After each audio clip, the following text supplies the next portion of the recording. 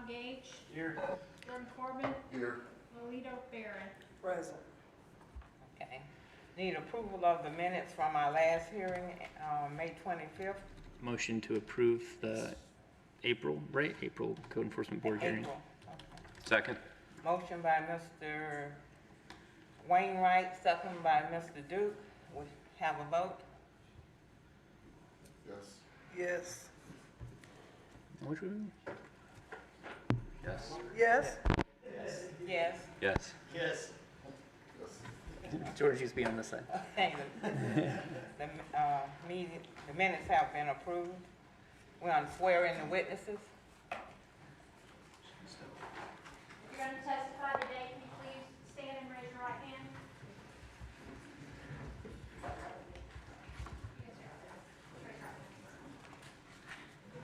You affirm the testimony you're about to give is the truth and nothing but the truth?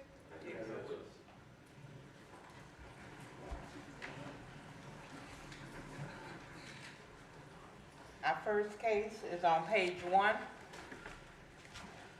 Last four numbers, 1300960 South Tennessee Avenue, RM Group Venture LLC, Code Enforcement Officer Angela Kaiser.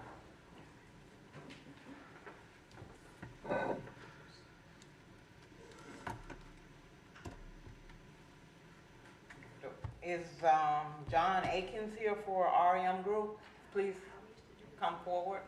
What do you mean? Do you go over there?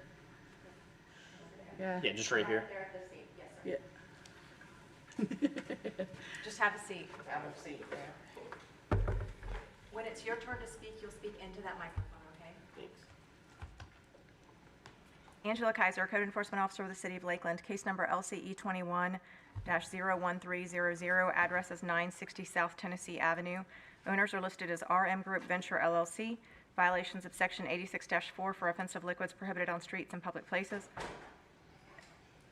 The date of the violation was March 9th, 2021, and the May 7th, 2021 order was to dismiss the case upon the payment of a fine of $5,000 for the irreparable and irreversible damage to the lake and the amount of $3,991.50 for the amount of the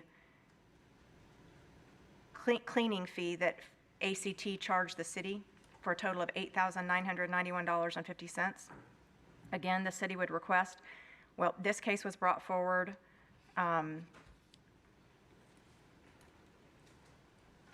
because they appealed it, and at this time the city again requests that fine amount of $5,000 plus the bill amount of $3,991.50 for a total of $8,991.50 to be imposed against this company. Okay. State your name for the hearing. I'm John Akins. Okay, and what are you to the property? I am the subcontractor, which is Central Florida Texture and Painting, working for Sean McDonald at 960 South Tennessee, which is REM. You say you are I'm a subcontractor? subcontractor, yes. So they gave you permission to show up? Well, yes, they sent me this notice. I mean, I know about the situation. I was there. I talked to one of the code enforcement officers that stopped by and told them my guys did it in such a way, and I just told them just contact me, and of course we did some other things. I don't know if I need to continue on, but I talked to Mr. McDonald. He said that I should be here, but I was just texting him a few minutes ago, and he said if he needed to be here, just let him know, but I couldn't do that because I figured I was number one.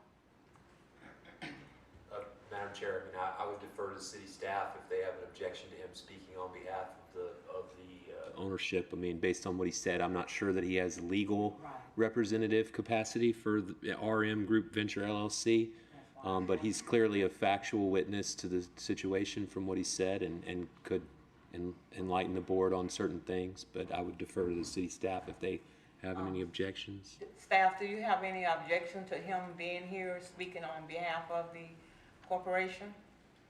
Tammy? I don't, she's asking you. Where's Jim? Is he? I mean, if the, Okay, we have no objections. Okay. Okay, you have heard what, the staff recommended. What do you have to say concerning it? I mean, it was an accident. We had a spill that was about, maybe a gallon to 2 gallons. I do have photos of the actual spill. My guys sopped it up as best as possible with rags, and then I told them, let's just clean it off, meaning hose it back onto the alley. The alley is very narrow, and there's dirt right there. Just hose it back there. Of course, well, not me supervising 100%. I'm pretty sure some of it got down the road, as you can see. It was latex paint. It wasn't a oil base or anything like that. God knows, if we knew that there was a drain, I would have never told them to use any water. And that drain from the location where it spilled is 540 feet.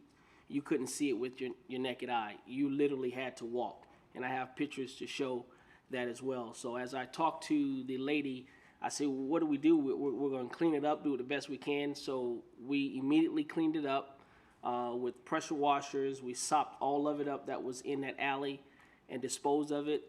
To see those pictures, to see that much going down there, that's, it's cloudy. But we definitely cleaned it all up. Board? So, well, the city has someone else that would like to speak. To clarify what this was at a private residential property. There was some paint work done. They dropped a 5-gallon bucket and spilled it with, he says, 1 to 2 gallons of paint in it. He says they sopped it up and then washed it. And when it washed, and anything that gets washed, and I'll just clarify this for anybody that's listening or watching, anything that gets washed into the roadway will end up in our stormwater system and ultimately into our lake systems. And that is a violation. So washing anything into the roadway is prohibited in the entire city limits of Lakeland. In this situation, it was Sandra Pope from Lakes and Stormwater, and you can come up here if you'd like. She was the one who responded, and she was the one who spoke to them on site, because this occurred right at the end of shift. And she had to contact, or her supervisor had to contact, the environmental cleaning company called ACT to come out, because the amount of discharge into Lake Hollingsworth was so sufficient that if they would have left it in the lake, it would have caused innumerable amounts of damage. So Sandra's here, and she'll speak on the amount of damage that has occurred or the impact that it's had, because ACT was still not able to clean all of it out. State your name. Hi, I'm Sandra Pope, City of Lakeland, Lakes and Stormwater. So I'd like to talk to you a little bit about the environmental pollution that occurred with this discharge.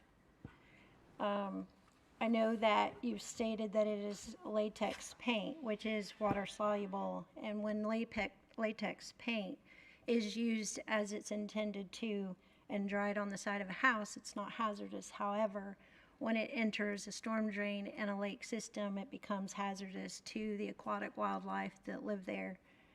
To give you an example of some of the research that's been done with environmental pollution, used oil from a single oil change can pollute up to 1 million gallons of fresh oil, and that's according to the Environmental Protection Agency, which is the federal environmental agency.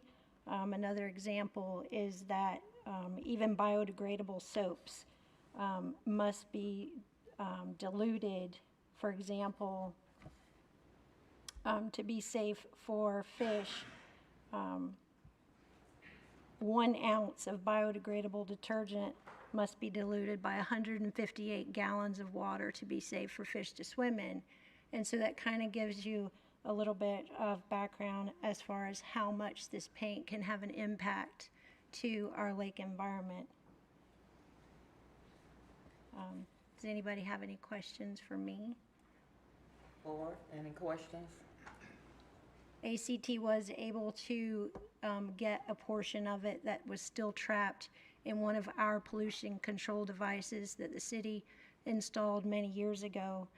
to try and prevent pollution from getting into the lake. But because it was rinsed down the alley for so long and getting the resources necessary on site took a bit of time, you can see a lot of that had already made it to the lake.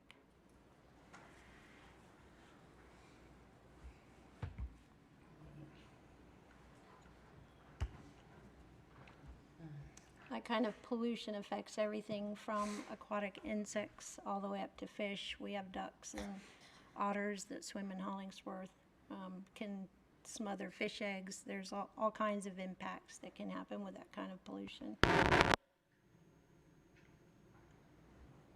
Okay, thank you, ma'am. You're welcome. Board, do we have any questions? Sir?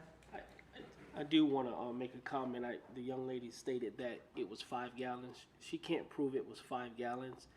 I'm not saying we didn't spill anything. I was there. I was supervising. I got a picture of it.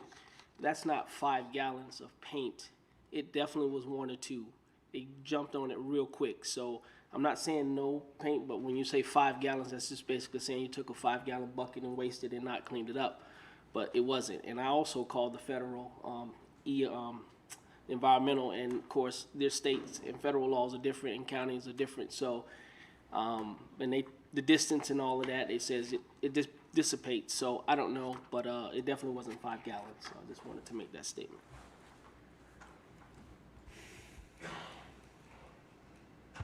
What would have been the appropriate way to clean that up?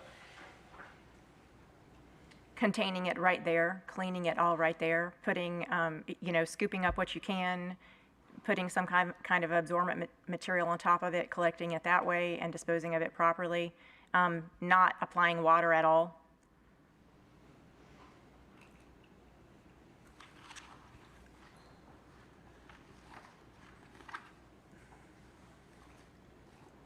Any more questions, board? If not, we'll go ahead and make a motion. I would like to make a motion that we accept the staff's recommendation. Second. Motion by Ms. Berrien, second by Mr. Duke to accept the staff recommendation. Do we have a vote? Yes. Are we going backward? We're starting down here. Yes.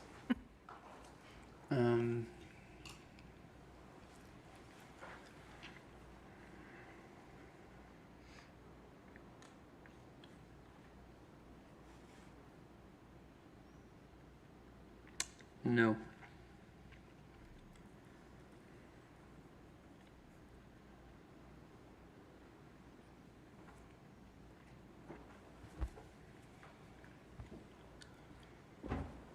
You said any little amount causes the damage.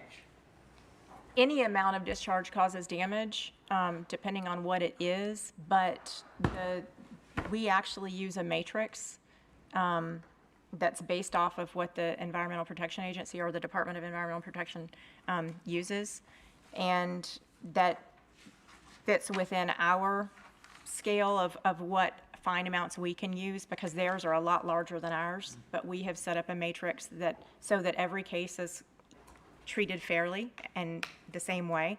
And with that matrix, we look at parameters for the environmental harm done, and we look at the parameters for how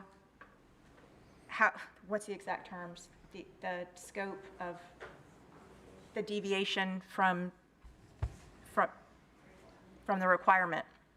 So there's minors and majors, and there's like a minimum there's 3 columns.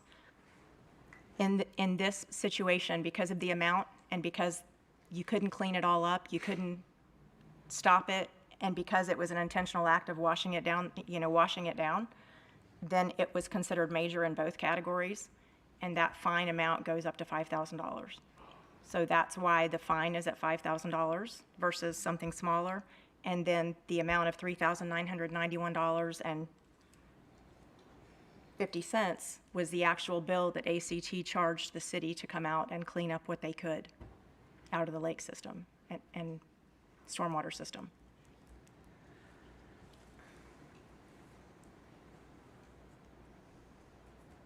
No. Yes?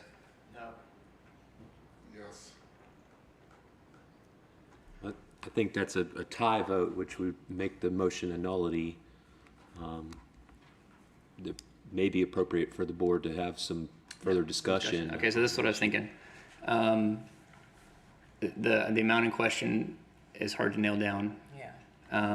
And just looking at, this is a residential paint job. I can't imagine, I don't know how big the house is or whatever, but $9,000 is probably, that's a hefty chunk of change, which I'm assuming gets passed on to the painter here. I think my thinking is paying the cleaning fee seems appropriate. I can't judge motive as much if you were trying to, if your team was trying to rinse it away so nobody could tell anything happened or not, so I won't do that. But I think my thinking is having him be responsible for the cleaning fee, in my mind, would be sufficient. That's why I voted no. So I'm done. Okay. So the vote. Well, I don't know if Mr. Jim Daney, Code Enforcement Manager for the City of Lakeland. The city has already paid the $3,900, and in the statute, the state statute, Florida Statute 162, it states that there's some violations that are irreparable and irreversible. In this case, that's what you're looking at. ACT was not able to get everything out of the lake, so the lake is still being damaged today from this. Whether it's 2 gallons, 5 gallons, it's in Lake Hollingsworth. That's where it's at right now. They couldn't get it all. And the statute, for the first time offense, it maximizes at $5,000. However, it'll go up from there if it happens again with the same person. You heard from our environmentalists telling you that what effects it has on the lake with the fish and the plants and the wildlife. So that's why we're here today, to ask for that. The board has already made a determination at the last hearing to do this. This is just an appeal to this because the property owner or the contractor was unable to attend the hearing. So I understand what you're saying, but it is an environmental impact on the lake. That's all. Thanks. It's not that it's not a impact on the lake, and the amount that he had said, any amount would cause the harm. It was just as Mr. Wainwright was saying, the fee amount we thought was assessed too high. But the fee amount, the city has already paid $3,900 to that contractor to fix this. Right. If we hadn't, it would be much worse than it currently is. Certainly. And again, today it's still an impact today. Mm-hmm. They didn't get all of it. If they got all of it, maybe we'd be talking about something different. But as Angie explained to you earlier, there's a matrix they use to be sure that everyone's treated fairly. And you've heard cases before where it's 200, 500, 5,000. So that everyone's treated the same depending on the severity of the act. And in this case, the matrix says that it's irreparable and irreversible, and it's $5,000 plus. Like I said, we already spent money to get it cleaned up, what they could get cleaned up.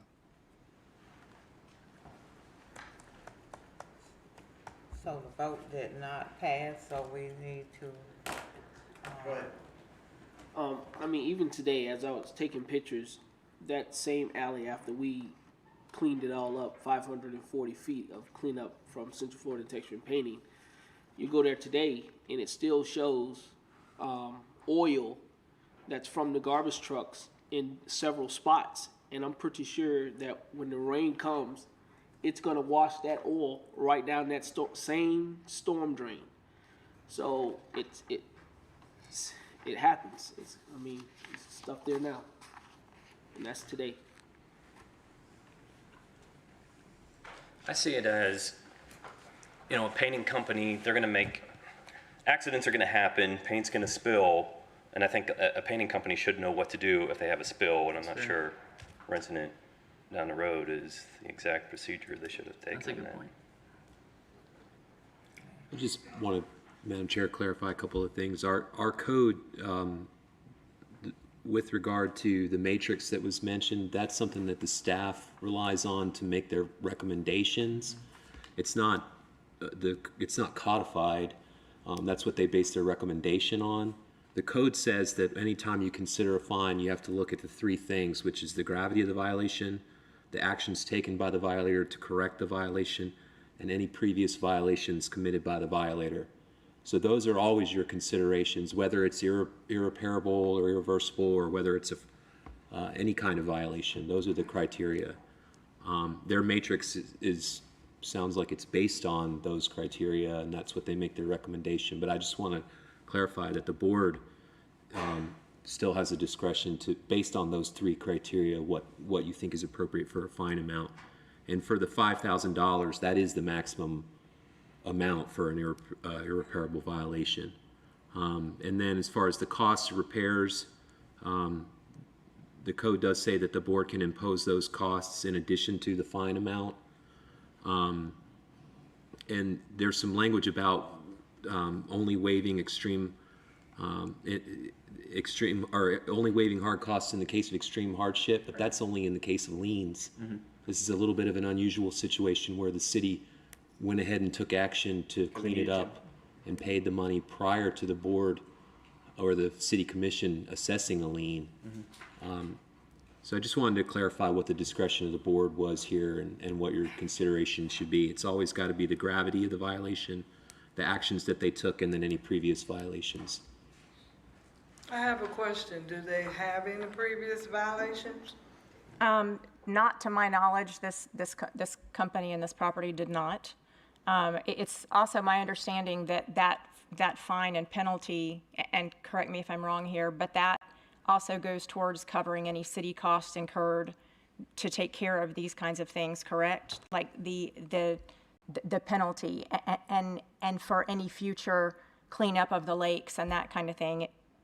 Is that correct? Well, I don't know where the money, when the fines are collected, what pot of money the city puts that in. I believe it's in the general fund, but the fine and then the costs that the city spent to clean up, those are two separate items. If they weren't, and we had this discussion when this case came to the hearing officer, because I had some concern about it going above the $5,000 amount, and then we took a look at the code and we saw that there was a distinction between the fine and the costs to clean up. So really the fine is to act as a deterrent. Right. It's supposed to put people on notice that if you do commit these kinds of violations, that you could face this level of penalty. Okay. And then the cost of cleaning up is just recouping the taxpayer money that was spent on cleaning the situation up. On that particular bill only. Right. In this case, cases that are heard for lakes and stormwater related issues, the money goes into the Lakes and Stormwater Fund, correct?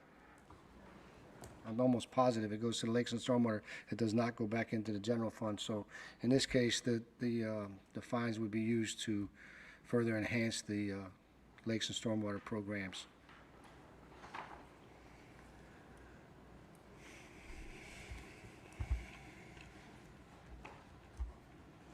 So then options for new motions are a reduced fine or waiving the fine altogether. I appreciate the fine being a deterrent. I think that makes sense. I think having to foot the bill for the cleanup is also a deterrent, I would hope. I wonder if I could just ask, you were on site when the spill happened? Yes. Yeah.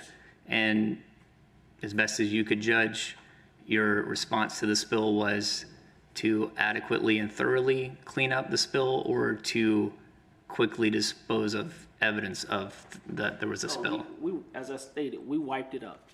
We wiped it up. With the intention of making sure that you got it all, not to clear it up. And it's like a little small uphill to the dirt. I mean, from the end of the mother-in-law suite to the pavement is less than 5 feet.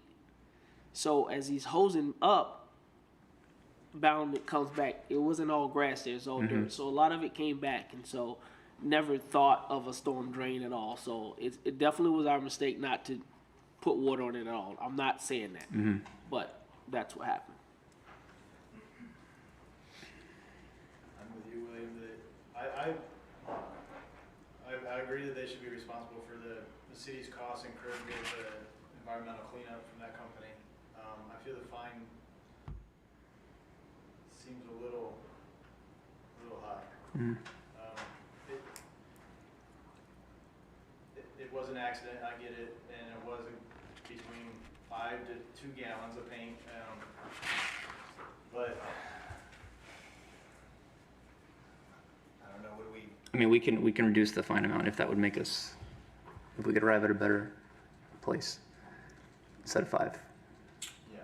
I'd like to make a motion to reduce the fine to $2,000 and the cleaning, and plus the cleaning fee of $3,991.50 for a total of $5,991.50 to be paid, and then in case dismissed upon payment. There is no payment deadline on this. Okay. Then I'll second that. Motion has been made by Mr. Okay, let me get it right. Now, Mr. Corbin, to reduce the fine to $2,000 with the cleaning fee in the amount of $3,991.50 for a total of $5,991.50. Second by Mr. Wainwright. Do we have a vote? No. Yes. Yes. No? Yes. Yes. It has been approved, second and approved that the fine be $5,991.50 to be paid.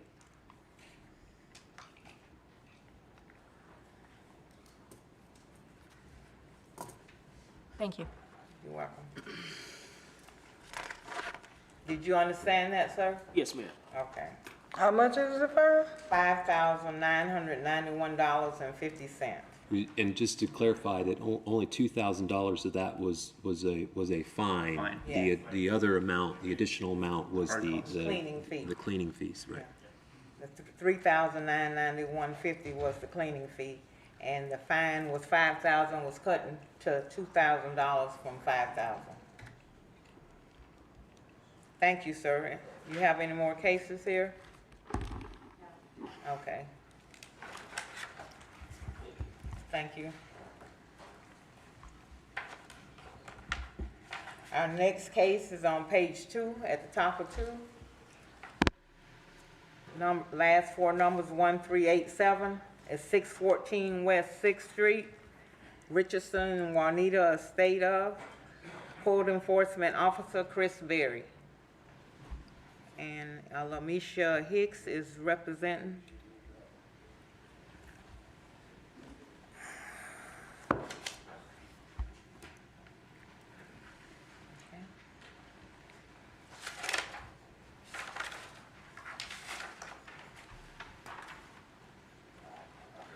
Chris Berry, Code Enforcement Officer for the City of Lakeland. It's case LCE 14-01387, 614 West 6th Street. Owner is the estate of Juanita Richardson. Violation is Ordinance 3947, Chapter 3 for housing violation. Date violation was March 14, 2014. On April 27, 2021, the last order was the case Mr. Berry, can you speak up? I think it might be, I don't know if it's the speakers or not. Can you hear me better?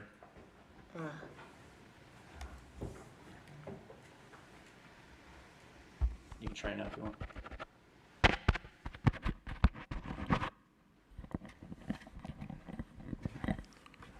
Can you hear me? Is that better? Okay. Do you want me to start from the beginning? Please. Chris Berry, Code Enforcement Officer for the City of Lakeland, case LCE 14-01387 at 614 West 6th Street. Owner is listed as estate of Juanita Richardson. It's for violation of Ordinance 3947, Chapter 3 for housing violations as listed in the agenda. Date of violation was March 14th, 2014. On April 27th, 2021, the order was the case shall be dismissed upon payment of $71,850.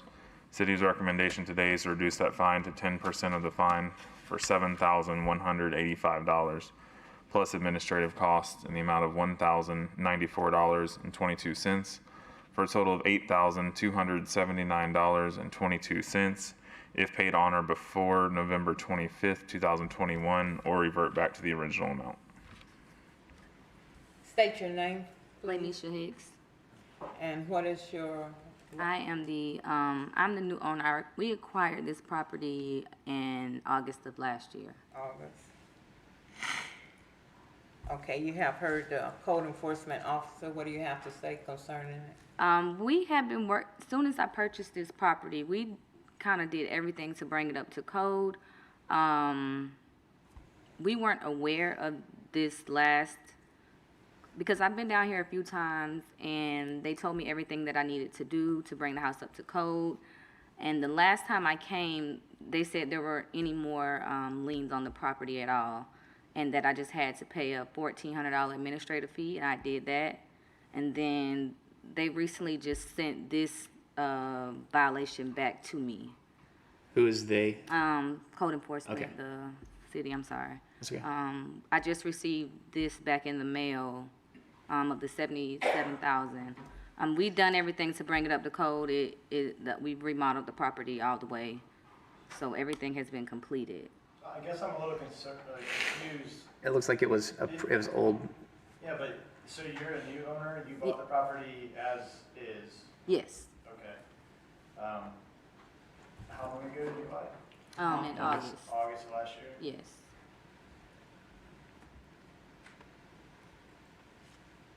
And those photos are up to code? That's No, those are old photos. That's the 20th of January. You have any new Do photos? you have any current photos of this property? Well, it's not that it's still out of code or in violation. It's that for the time that it was out of violation, she wasn't aware when she purchased the property that there was an outstanding. But I thought they were to take photos after the property isn't up to code. Well, I guess at some point it was closed out and in compliance, maybe when it was boarded up, but I mean, I'm just guessing. Yes, this case is in compliance. It was closed out, and we do not take compliance photos. When was it brought into compliance? Can you see that? I'm working on it. Absolutely.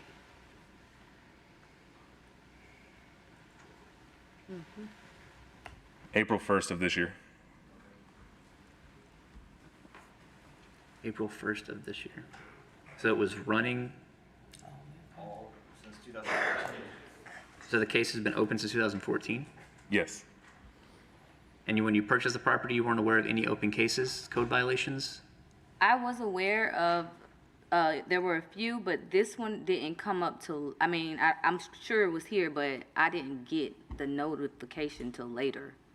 I came down here and I asked everything that I needed to do to bring the house up to code. I had spoken with it wasn't him, it was Andrew Dozier. And he told me everything that I needed to do, and we did that. The house fire code, it didn't pop up till later. I don't know what or why, but I had done everything when I initially purchased the property. I don't know why it was closed out so late. We had spoken with, I had to go through a lot of hoops to get this code off, because the home has been in compliance for a while now. And you say you paid $1,400 administrative? It was a special assessment fee or something. I paid it when I paid the taxes. I think it's called a special assessment or Would have been for administrative fee. I'm not cleaning up the yard a lot or something?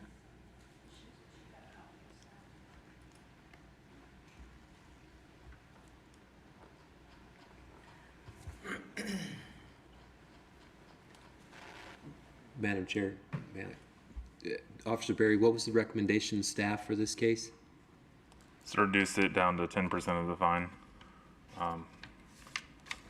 You may read the full amounts out again. I think we can do that in a sec, but I just wanted to confirm that that's what staff was recommending. Yes, 10% plus administrative costs. I don't know, guys, I have a hard time with this too. Yeah. I mean, it just doesn't make sense if this is a new owner and she's working to make it better and we're gonna hit her with $7,000 worth of fines. I mean, I understand the administrative costs incurred over time, and I think that's probably fair, but I disagree with the fines. Yeah, well, this is, I can speak on behalf of David, this is his favorite question to ask is you bought the property without doing a title search, which would have, I'm assuming open cases, even if they weren't liens, would have appeared.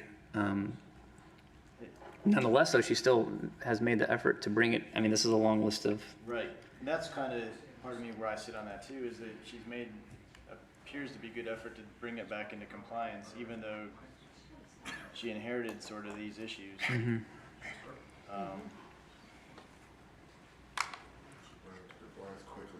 Yeah, I mean, August to April. I'm gonna make a motion to waive all fines and have only administrative costs of $1,094. Motion by Mr. Gage to waive all costs except the administrative costs of $1,094.22. Second by Mr. Corbin. Do we have a vote? Yes. Yes. Yes. No. Yes. It has been a motion and approved to accept the recommendation of the $1,094.22 administrative cost only. Thank you. Thank you. Thanks for your work. Do we have any more cases for her? Sorry. Are you ready to go to the next case? Can we go to the third case down on page 7, Page 7. 1880 Fairbanks Street? Okay. Case number 2502, 1880 Fairbanks Street. Angela's Aggregate Materials Ltd. Code Enforcement Officer Angela Kaiser. And I think maybe a Nero D. Rubis is representing, and a Louis Michael. All right. For the record, my name's Joe Mawhinney. I'm an attorney with Reed, Mawhinney & Link. I represent Angelo's. Nero DeRubius is here with me as well. Okay. And state your name again. Joe, and the last name is Mawhinney, Mawhinney.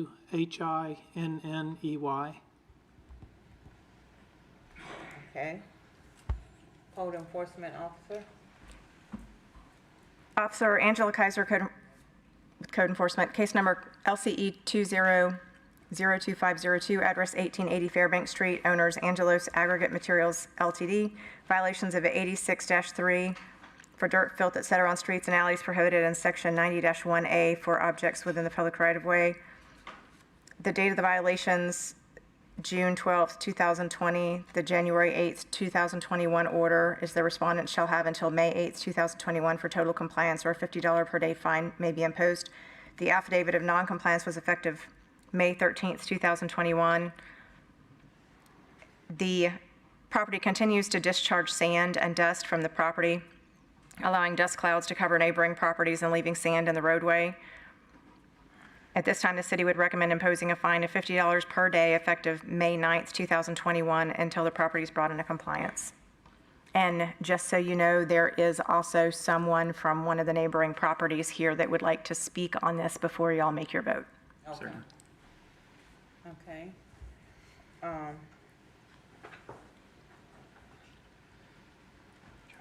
Joe?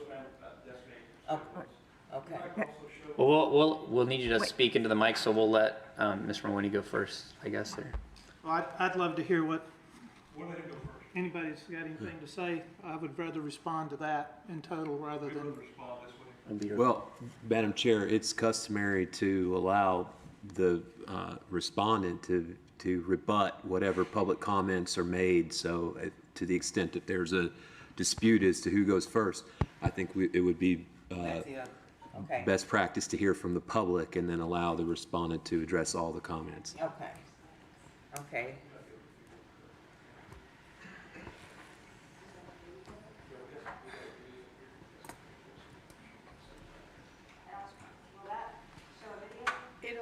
It'll sit here and it'll play. I don't know how it'll do with the audio.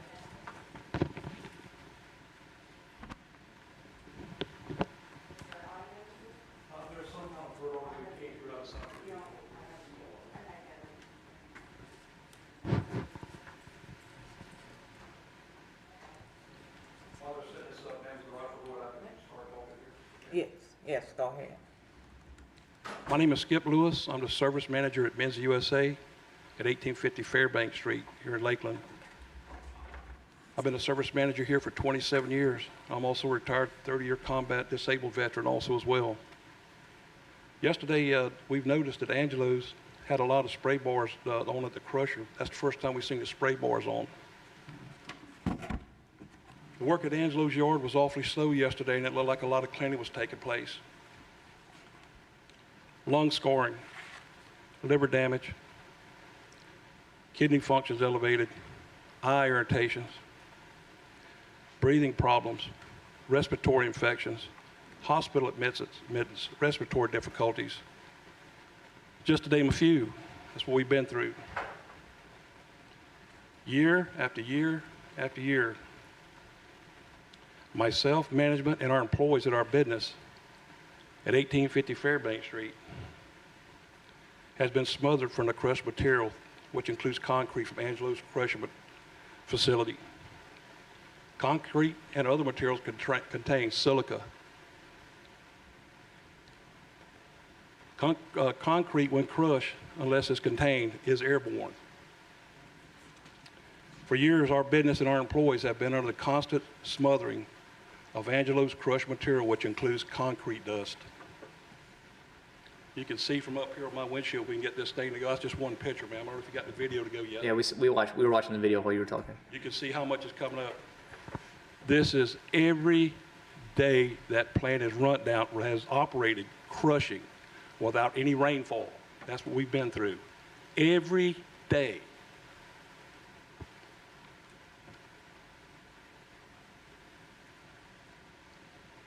Crystalline silica is deadly once ingested in our lungs. For many, many years, as myself and all of us persons employed at Men's USA have been subjected to. It's crazy. The process of a slow assured death and other medical problems is guaranteed for every one of us that's been exposed to this. This is incurable.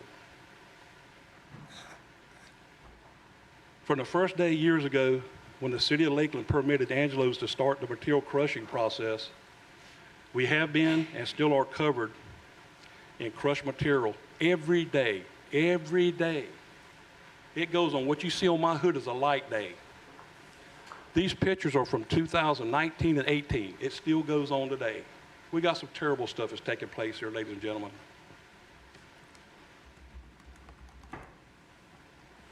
Day after day, year after year, we've been smothered from the dust clouds that blow from Angelo's crushed material through the trees that line the railroad tracks, over the open land areas and the public roads.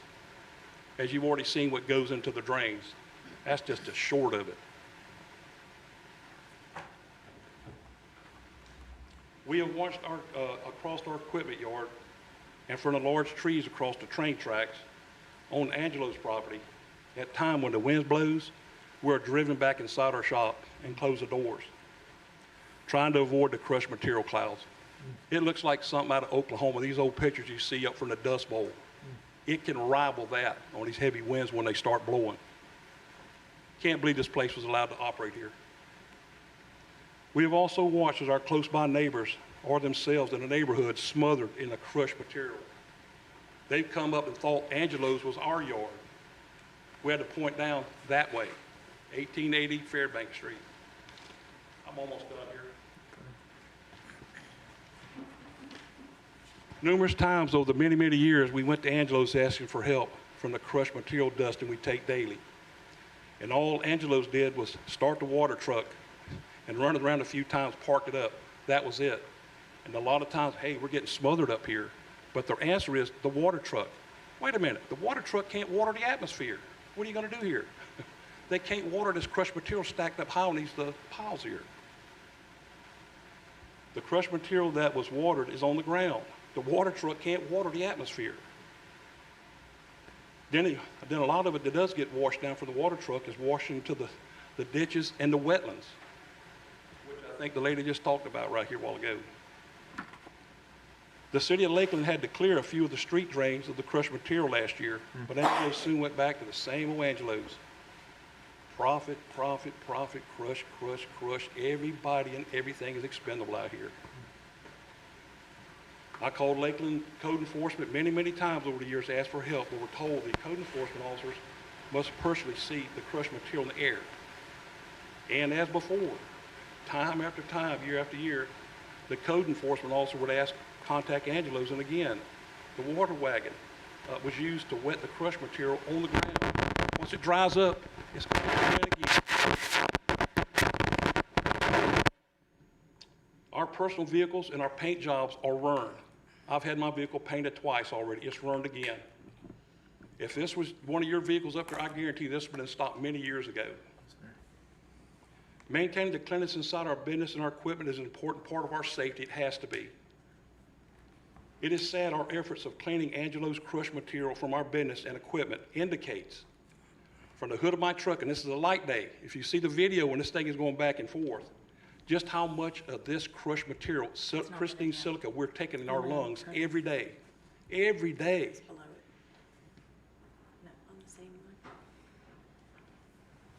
City of Lakeland permitted Angelo's to operate with surrounding neighbors all around. There's neighbors on both sides of us, 10th Street and also to the east right here.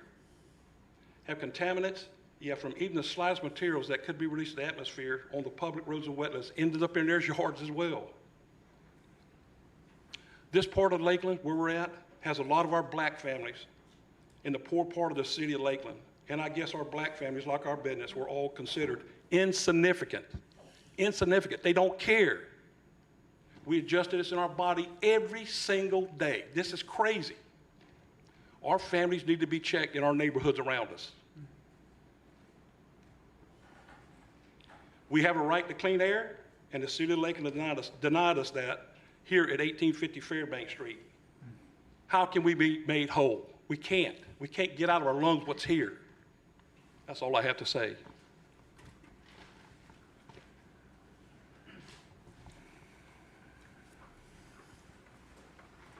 Okay, you said you had, was it another witness? Yes, ma'am. Okay. Right here, Michael. And these things we wrote down aren't scripted. We're totally different in our business here. Good afternoon, members of the chamber. My State name is your Michael. name. We just need to hear your name. Yeah, we just need to hear your name for the record. Michael Horak, Need it spelled? Horak. Okay, here it is. Okay. Good afternoon, members of the chamber. I'm here today to talk to you about the events that have unfolded over the course of the past few years. I've been with Men's USA for 5 years as the head of the parts department. Cleanliness at Men's USA is our top priority, especially during these tough times as COVID-19 has ravaged our populace. The material that Angelo's has been emitting from their facility throughout the years has caused quite a concern for us, as well as nearby families and businesses. As my service manager, Skip, has mentioned, these silica particles are dangerous and even more deadly. Employees of our business are well into their life and deal with the day-to-day struggle of dust clouds and silica particle exposure on top of the issues they already have had to deal with in their private life. Before I get into the events that have happened, I would first like to describe how these operations affect us when failure to contain disbursement of these particles can lead to. Silica dust exposure is one of the oldest known causes of lung disease. However, the burden of silica-associated diseases remains high, and treatment options are very limited. Our employees and neighboring businesses should not have to deal with the burden of what silica exposure can lead to. Silica dust exposure can lead to a silent but deadly killer called silicosis. And for the record, silicosis is an interstitial lung disease caused by breathing in tiny bits of silica, which is a common material found in many rocks and soil. Over time, exposure to silica particles can cause permanent lung scarring, including pulmonary fibrosis, which that is nothing but scarred tissue that makes it difficult to breathe.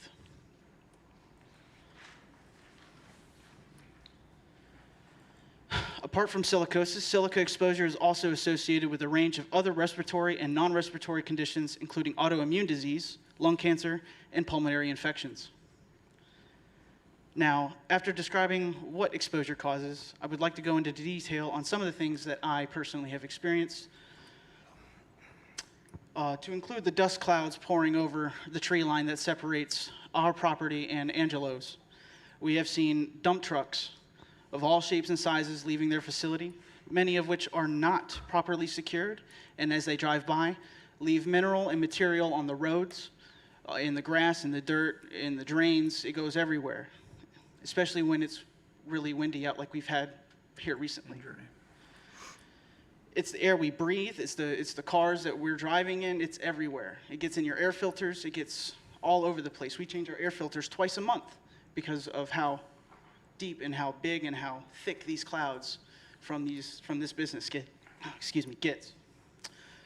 Over time, like my service manager Skip has mentioned, the paint jobs on our vehicles, both private and business, have slowly degraded, and damage is consistent with dirt, dust, and other particles from the facility. Neighboring families and businesses and their employees and family may not have the means to have their vehicles professionally taken care of like we do. However, we're the ones dishing the money out, not them.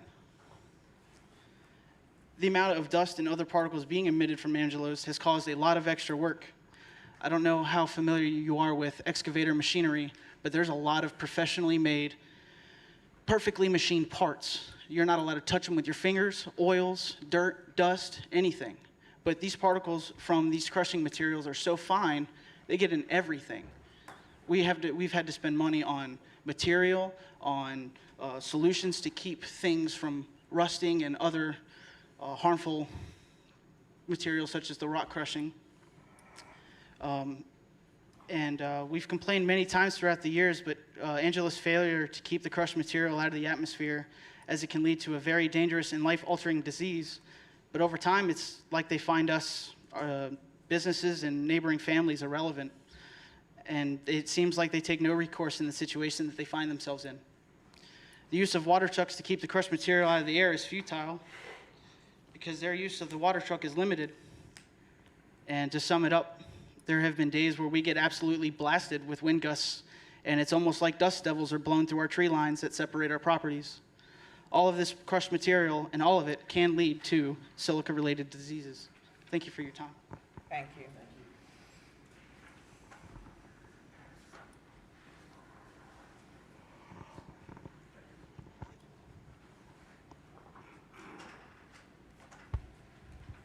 Okay. That's the last witness? Yes. Okay, attorney?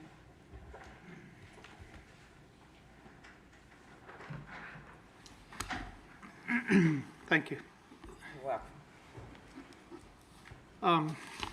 Just to give you a little history, the operation of Angelo's was approved under a conditional use ordinance passed by the City Commission in the year 2011. This was part and parcel of also the city's desire to acquire some of the property that was owned by Angelo's to do what is known as the Wabash Extension, a current road project that's ongoing now, which extends Wabash up through around the western end of the Angelo's property and ties it into Fairbanks. And I believe that is in part presently contributing to some of the debris and dust that is seen on the road, and may be contributing to some of the debris and dust that's in the air. But the conditional use that was approved back in 2011 approved the current operation, allowed for the use of the stockpiling of construction and debris material on the site, excuse me, allowed for the use of a concrete crusher on the site, There were limitations put on the amount of noise that the site could generate. There was also a natural vegetation barrier that extended along what would be the southern side of the property, where there was kind of a natural berm, and along the eastern side of the property, which I believe adjoins the business operation where these gentlemen work. But there was no requirement that additional trees be planted or anything like that, just that the existing natural tree buffer be maintained as part of the approval. It's also required that they have the necessary permitting and compliance with the Environmental Protection Agency. But there was nothing about dust and debris leaving the site or generated on the site within the conditional use. The violations that we're talking about here from Chapter 86 and Chapter 90 of the code, they do relate to dust and debris, but it's in context of dust and debris that is found within the public, on the public rights of way or in public places. There is a reference to debris that might be distributed by the wind or the air, but it's all in terms of the violation is all focused on what are you depositing on the roadway or the public rights of way or public places. It doesn't address private property. It doesn't address windborne material other than that which, if placed on the road, might be kicked up by vehicular traffic. So those are the code sections that Angelo's was originally cited with and which the initial order back in January was directed at. Nothing to do with windborne debris or dust or dirt or anything like that. So while I appreciate the problems that these gentlemen are addressing, I think it is outside the scope of the current violations that have been cited against my client. And that's what I'd like to focus on addressing, those code provisions. Angelo's does use a water truck on the property on a daily basis. They make several trips. They have to refill the tank on the truck, and then they go out around the property and do the best they can to try to keep down the dust. You have a large piece of property. As you know, it's been very dry and very windy lately, so I'm sure there has been plenty of dust. If this was farmland, if a farmer was out there plowing his fields, there would have been plenty of dust generated by his operation. And as I mentioned, there's a Wabash Extension project going on currently, which I believe is about to be concluded, but it too is probably contributing to some of the debris and dust that you see on the road and probably in the air as well. Currently, Angelo's is in the process of installing a sprinkler system. They're also working with trying to reduce the height of the piles that are maintained of debris on the site, so with the hope that that'll help not only with, to help primarily with their efforts to water, but they are installing a sprinkler system. They are working on the problem. They are trying to minimize the dust to the extent that it can be minimized, but it's a fact of life that the dust is going to happen from operations like this. But they are working on it. And again, I think the focus today has to be on the two code provisions that they were cited for, which was dust, debris, obstructions, and structures placed within and on the public right-of-way or in public places, not on private land, not airborne material, unless it lights on the roadway. Again, they are working on the problem. I've encouraged them, and I believe they are committed to working with code enforcement and the city to try to. I do have a question for you. I mean, how would you surmise that the dust and debris gets onto the road? Well, it's not that he's questioning that. He's saying that that's the only thing that's in our purview to address, which I think we've seen ample evidence that there is dust and silt and stuff on the roadway. Yeah, so I mean, it seems like if you would be addressing it properly, then it wouldn't be coming on the road, which would then take care of their issues as well, and it doesn't seem like you're doing a good job of it. I mean, the roads are full of debris. It's easy to see that the storm drain is completely clogged. And I mean, how does that get in there? Well, you have trucks coming and going, could be falling out of the trucks as they come and go to the property. Is it the responsibility to secure the, But I mean, I mean, it's on your property or outside of your property where that's happening. I mean, that's, Can I go right there, section 86-3, that's one of the ordinances cited. This is the violation letter that was sent out. At the, let me read this for you. It shall be unlawful for any person to throw, spill, place, deposit, or leave, or cause to be thrown, spilled, placed, deposited, or left, or to permit any servant, agent, or employee to throw, spill, place, deposit in or upon any street, highway, alley, sidewalk, park, or other public place in the city, any dirt, sweepings, filth, shells, garbage, vegetables, dead carcasses, sewage, slops, excrement, compost, stable manure, ashes, soot, tin cans, rags, waste paper, leaves, brush, weeds, grass, straw, hay, excelsior, shavings, barrels, crates, boxes, litter, or loose combustible materials subject to be carried by the wind, or unwholesome, noisome, or putrescible matter of any kind. So that's one of the ordinances that was cited. It does have to do with fugitive dust. it clearly says wind in there. yeah. Well, I agree with that, but that is talking about, if you go back up to the third line, it says that the underlying offense is to deposit in or upon any street, highway, alley, sidewalk, park, Your or... road's completely filled up with debris. The storm drain picture that we saw had the barricade I in front understand of what the- you're saying. I'm trying to make the distinction between windborne dust and debris and dust and debris that's on the road. Now, dust and debris that gets on the road can become windborne by vehicular traffic. I'm just trying to say, let's focus on what they were cited by. These issues regarding material that may become windborne on the site and never come close to a public right-of-way.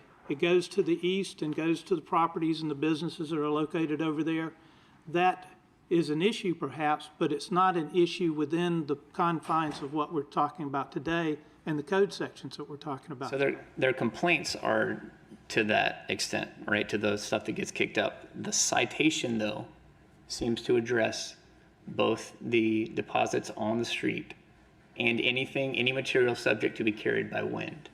So if you said yourself that it is likely that it is carried from the trucks that are on the property doing the business onto the public street, and if that's how it got there, I'm not sure that you skate the, still being responsible for that. And if the company is already trying to address the issue that these gentlemen are bringing up by installing sprinkler systems, then obviously you're aware that this is something, it's that you got to change the way that you're operating, which is great. We appreciate that. I think a fine would be extra incentive to make sure that it's addressed as quickly as possible so that you don't have the issue to deal with after this, and that you're being the company's being good neighbors to not only the two people who were here to make the complaint, but the others who are not. Also, I'm just curious too, I saw on the storm drainage, I mean, we saw a case earlier about storm drainage that there's some things blocking the storm drainage, but has there been issues with having to have the drainage cleaned out in the? And They had done some work to that stormwater pond, like right around the time this case opened, but because of the bypass that's going in, or the extension that's going in there, that storm pond was relocated. So that was kind of a... Okay. My only point is the reality is that this kind of operation is going to generate dust. It's going to happen. You can't crush concrete. You can't stockpile C&D, construction and demolition materials. You can't offload and load trucks without there being some dust and debris. It's going to happen. And my other point is they're trying to come up with a solution to address the issue that the city's raised with them and the concerns that the neighbors have. That's the primary point I want to make. But they are working on it, and they're hoping that sprinkler systems will do it. I would make a Me too. motion to accept staff recommendation at this point, and then Yeah, I hope that fixes it and addresses it as well. Motion. You need to speak into a microphone if you're going to ask a question. And Madam Chair, being that this is a contested case, it may be appropriate just to confirm with both the parties that they've said everything they want to say before the board starts making motions.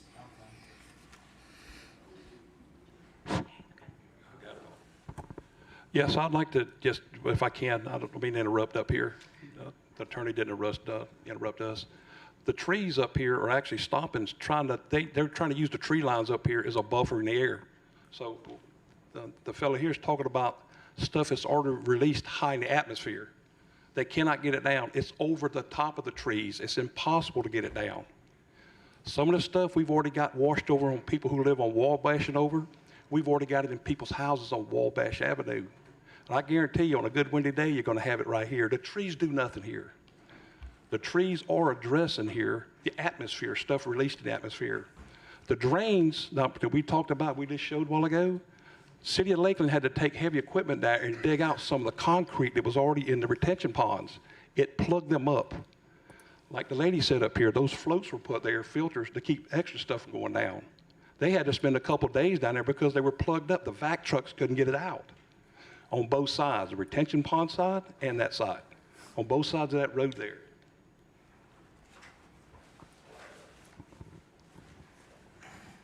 I just have one final question. The gentleman here stated that they are working on implementing a sprinkler system, yet we've been doused with these clouds for many years. This is not something that has started recently. Yeah, This has been going on. Yeah. So why wasn't it done before?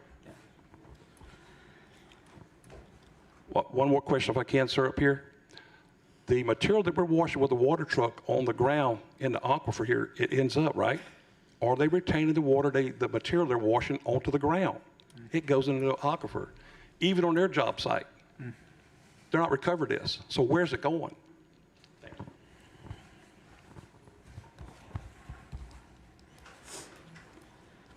Attorney Joe, you have any rebuttal to what they were saying? Not a rebuttal. My only point here today is that Angelo's is operating within the conditions, in the conditional use that approve their operation, and they are working on trying to find a solution to the current concerns that have been raised, not only with the citation, but by the neighboring property owners. That's all. It's a challenge. It's an inherent part of the operation that was approved, and they're working on trying to minimize its impacts.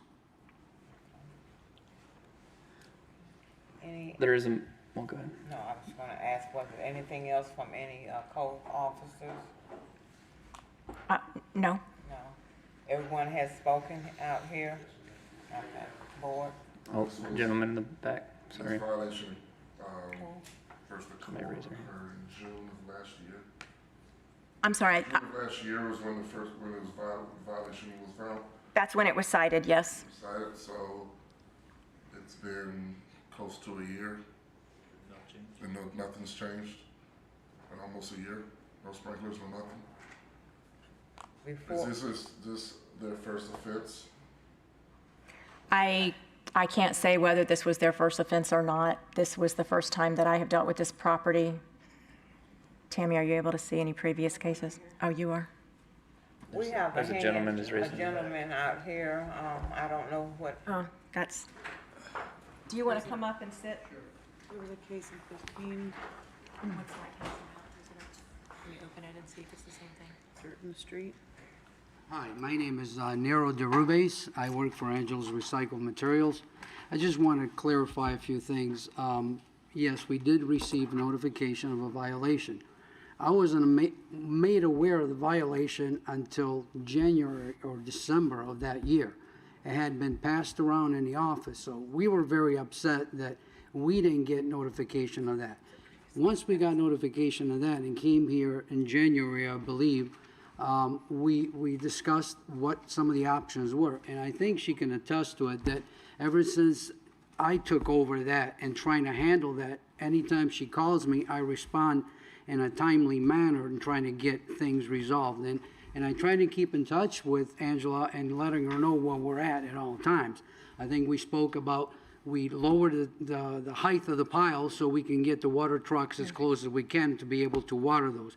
We do water on a regular basis, and we do sweep on a regular basis. I've instructed my operations managers on site that when they're doing any sweeping or they're doing any moving of the garbage, if it's a windy day, to stop. We don't crush on a daily basis. We stockpile material. A company comes in, crushes for us maybe a month at a time, and that's it. It's not a daily crushing of material. We do, however, excuse me, take in the C&D material, which is construction debris. We have no knowledge where it's coming from. A lot of it comes from the city of Lakeland. When it drops off, that's where the plume of smoke happens. When we push the material closer to the backhoe to grab the material, that's where some of the plume happens. And when the backhoe grabs the material, puts it in the truck, that's where the plume happens. So we've instituted, actually I think they're finishing up today, we're running a 2-inch line back there. We're gonna have a spray head to keep that material wet, and also one in the front to try to keep the area wet. We've tried different types of additives on the ground, because it's raw ground, to try to keep that dust from rising up. They don't seem to work. The best thing is water. But as dry as it is, there's a lot of evaporation that happens, and there's a lot of dust that happens under. Their own property has areas that aren't paved. So maybe there are vehicles driving in there, also causes that. 2 driveways over, there's a construction company that has a site that they put all the equipment there. It's completely raw land. So for him to say specifically that it's coming from us, I have a little trouble believing that I'm the only one that's contributing to the sand that's there. And Angela can attest to it, that I've been working with her since January and February and dealing with these issues. Whenever there's an issue and then she comes on site and she calls me, I have my man, we look at the cameras, we make sure, hey, what's going on there? So we're on top of it, and we're trying our best in trying to address all the issues here. But it takes time, but I think she'll know that when she called me the first time, I've addressed all her concerns as much as I can. It was December when you and I first spoke. To answer your question, Mr. Corbin, there were 2 previous cases where the property was cited for discharging sand off their property back in 2015. 15? So, to your point about you're doing your best and taking time. If the day of violation was June 12th of 2020, and the fine to be imposed with this staff recommendation would be May 8th, 2021, I would say that is lenient and as much as affording you the appropriate or an appropriate amount of time to try to address the issue in such a way that it's, I know there is a lot going on over there and dry and windy, I get that. But it looks to me that there's been ample time for you to try to address it and in such a way that your neighbors would be able to say, okay, they're doing something different. They're trying to appreciate, they can appreciate your efforts to try to do that. They seem like reasonable people. I don't feel like they would just be out to get you like that. So I'm happy to, if it hasn't been seconded, to second Mr. Gage's previous motion.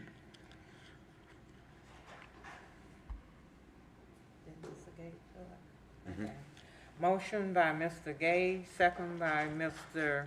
Wainwright to accept the staff's recommendation. Do we have a? Madam Chair, if we may just, it may be appropriate, since we've heard a lot, to just have a little bit further discussion before we call the vote for this one. I don't know if there's anything that the board members want to say, but because there has been a lot of testimony, it may be appropriate to have a discussion.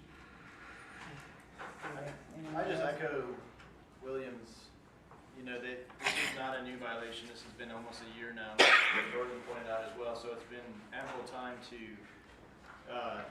address it or attempt to address it.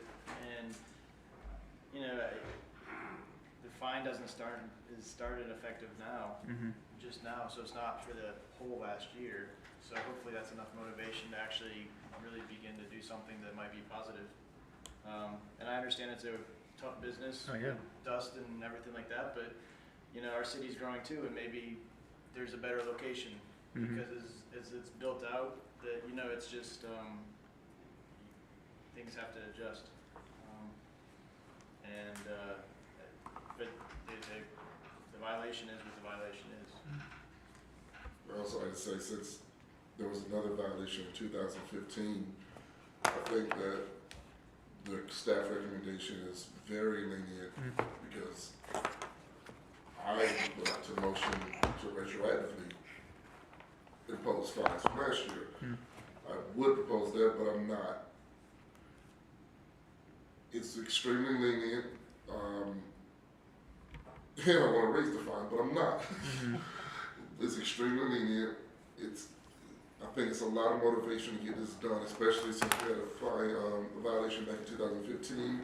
You had since last June to address this problem, but like I said, I understand what you're saying with dropping things with the backhoe and the pools. I understand that, but it needs to be addressed quickly I mean, the dust is clearly landing in public roadways. And if your trucks are driving it, they're agent of the business, and they're dropping it in the public roadways. Everything all the violations are, I mean, it's right there in the pictures.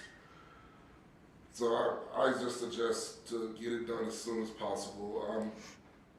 If nobody else has anything to say, I would make a motion to accept staff recommendations as is. And for you guys' benefit, I think it will behoove you to do this expeditiously and get it corrected. Any other board members need to say anything? So we do have a motion to accept staff recommendation with a second. So now that we've had the discussion, I think we can call the vote now. Do we have a vote? Yes. Yes. Yes. Yes. Yes. Yes. It has been voted and approved to accept the staff recommendation of $50 per day fine effective May 9th, 2020. Thank you, sir. Thank you.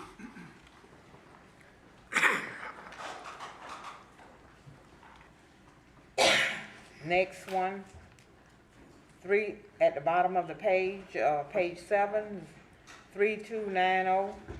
Last four numbers is 1433 Amos Avenue.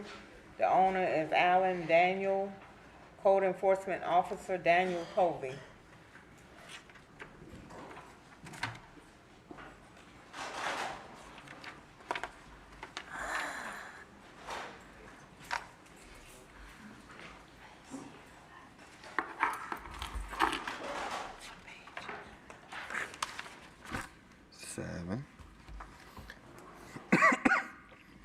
Excuse me.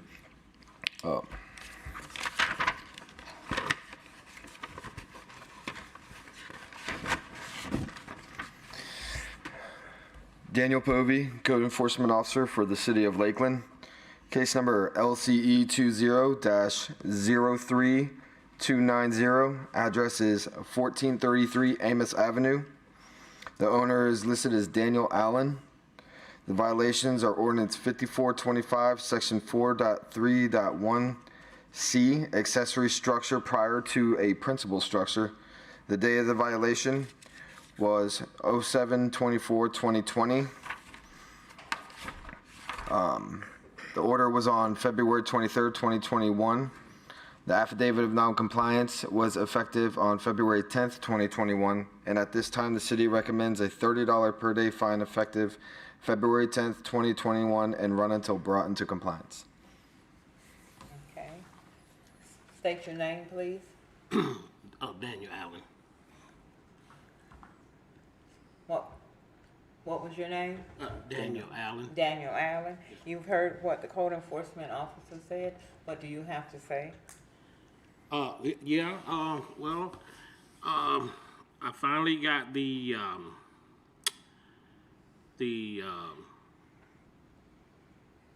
drawings done and submitted to the city for my new house that's going there. While I was waiting on the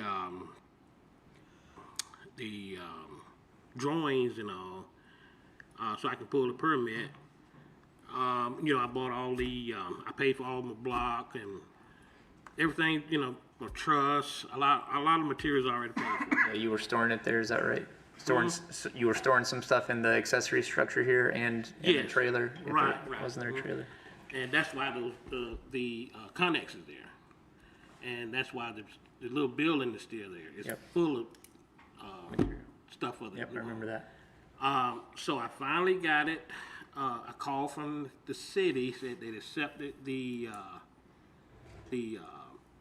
drawings, and to pick the permit up was going to be $20,000. So I said, well, okay, you know, that was a setback. You know, 20,000. That's what it was, an impact fee. Oh. That's what it was. It was the impact fee plus the for the building permit. And so, you know, I'm trying to find out what's going on, why it was so much, you know, and because I can pretty much, I can finish the house with $20,000, you know. And so what happened, I talked with someone downtown, and in the zoning department. And they did reduce it after, I think a couple of weeks. They reduced it to $9,000.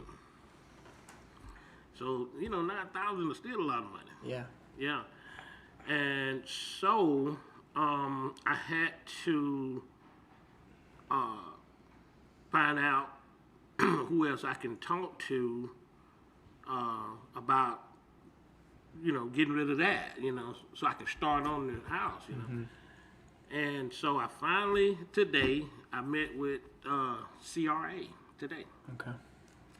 And they said that they're gonna pay the $9,000 impact fee for me, but they can't do it until after the fiscal year, which would be October.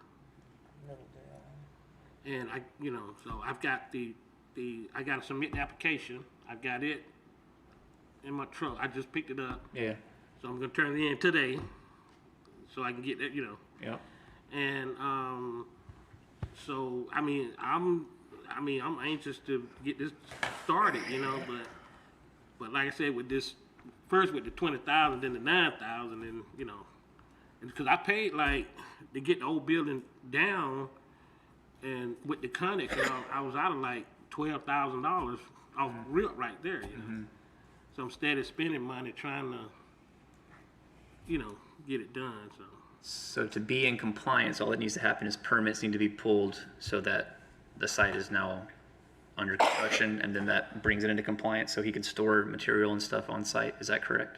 Yes, once a permit's issued, the permit that has been approved, just not issued, is for a single-family home. Right. And once that permit's issued, then that was something that we had discussed earlier in the years. Right. The structure can stay as long as the home is being built. And the trailer. And the trailer. Is there trailers? That's going to be the next case. There you go. But yeah, once that permit is issued.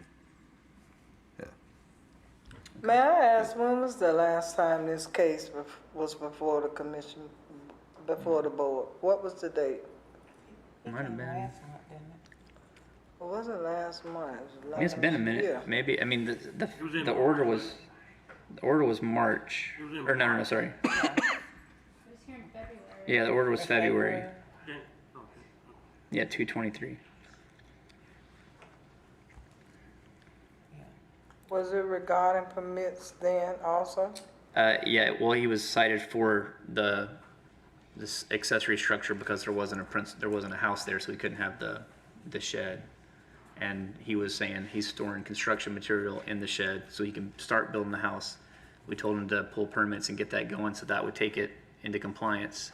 And then he's telling us now that the issue was he ran into the cost of the permits running up. But it sounds like he's got a solution for it. Yeah, I was just, was there previously a structure on the property, a house or a mobile home or something? Well, that's, you know, I asked about the 9,000, and they said it was a block structure, which it was a mobile home, what it was. But it was blocked in, you know, it was blocked. Yeah. but they said it was still classified as a mobile home. So that's why the impact fees are was so now high. down. They said it was That's what I was trying to. yeah, they said Yeah, it was a 20 regular grand, block that's a lot. structure, an all block house, said it wouldn't have been an impact fee. Right. See, that was the count at one time. Yeah, it's part of this. Oh, okay. Yeah, it was the county at one time, it was, so it was annexed in the city limits. Got it. And so there's city water and sewer in there now. No sewer. No sewer. No sewer. I had to pull it. it, Just for water. yeah, just water, there's still water there now, but I had to pull a permit for a septic. Matter of fact, I had the health department there, I already got the permit for that, I'm ready to go. Yeah. I'm just trying to get rid of Permit some of fees. this Yeah. impact fee. So what I'm hearing is it sounds like you need more time because basically you can't go ahead with your permit until the CRA's fiscal year begins in October when they'll have money again. Right, yeah, because the money I did have, I bought the materials, I got materials stocked up, so. But CRA has said they would pay the impact fee, Yes, and they can't do it until their next fiscal year, which is October, yes, so you need. Did you get anything in writing for that? No, I hadn't submitted the application. You got the That's why I said application. I got turned in Yeah, today. I got you. But she told me get it back to her as soon as possible. Yeah. So, Because they could have other projects that I don't know that they'll be out of money in October, but just there could be other things that kind of jump in front. I'm trying to think of a timeline that would be, So 5 more months. that's what I'm thinking, maybe a little extra just in case. That's what I was thinking. 6 months. Yeah. Because the other part of it is too, this sits, out of compliance for a while. And the permit has been approved but not issued, you said? Correct. right, yeah. So we know that part's good. Yeah, I gotta pay the $9,000. Right. Okay.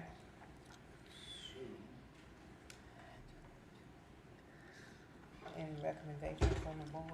So when do Okay. you plan to submit the application? Today. It's gonna go from here and do it, but it won't be, Yeah, I gotta fill it out. I've got a couple of things to do. I've gotta get a photo of the property now. And, as it is Over's today. got some pictures. So it won't be today, it's 3 o'clock. Huh? What you said? It will not be today, it's 3 o'clock. Oh, it's 3. I've been in here that long.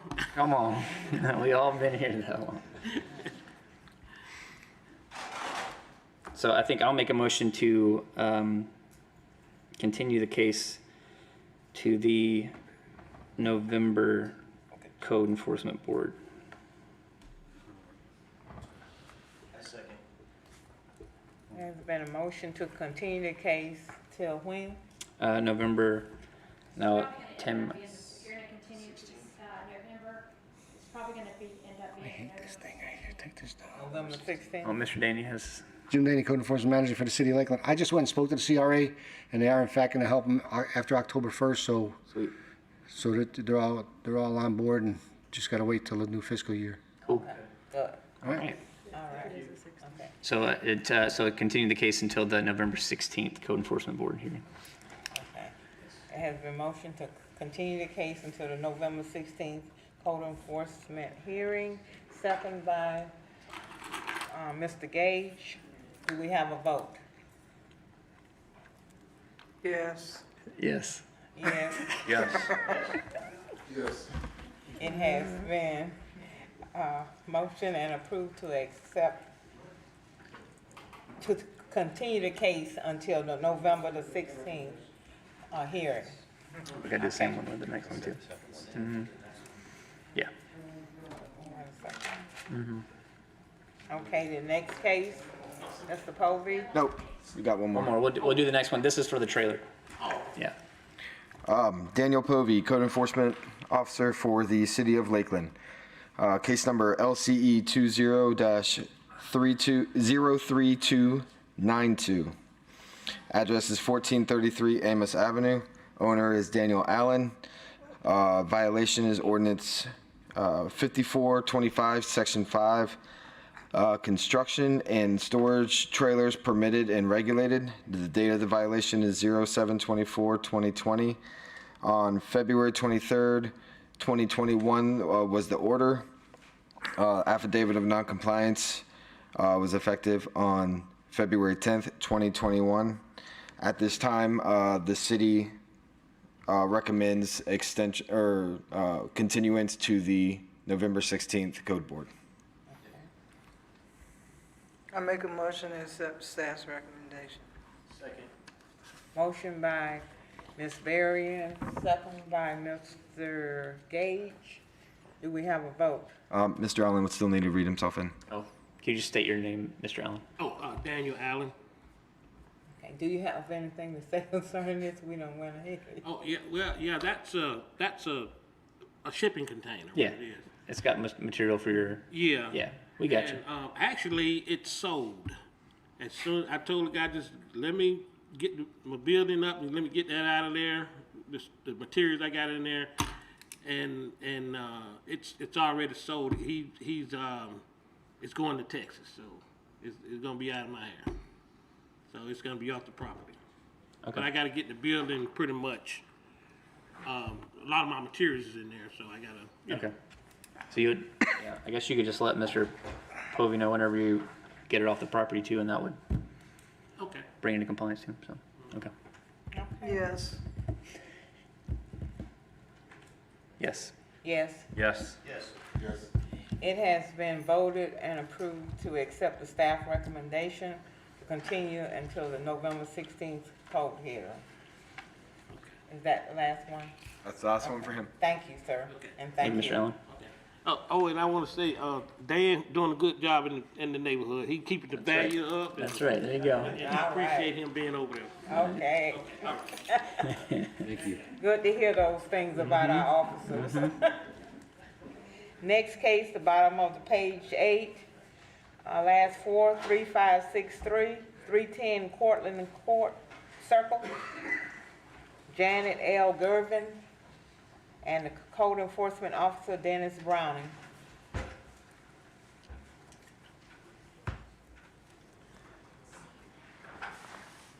Dennis Browning, Code Enforcement Officer for the City of Lakeland. This is case LCE 20-03563. The address 310 Cortland Circle. The owner is Janet Gervin. The property was cited for violation of Ordinance 4134, Section 1, derelict vehicle. The date of violation was August 4th, 2020. Ms. Gervin did sign a summary disposition agreeing to have the vehicle in compliance by May 9th.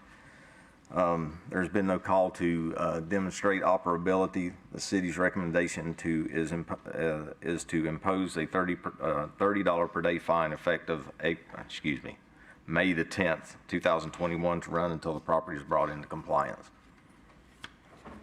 Ma'am, state your name, please.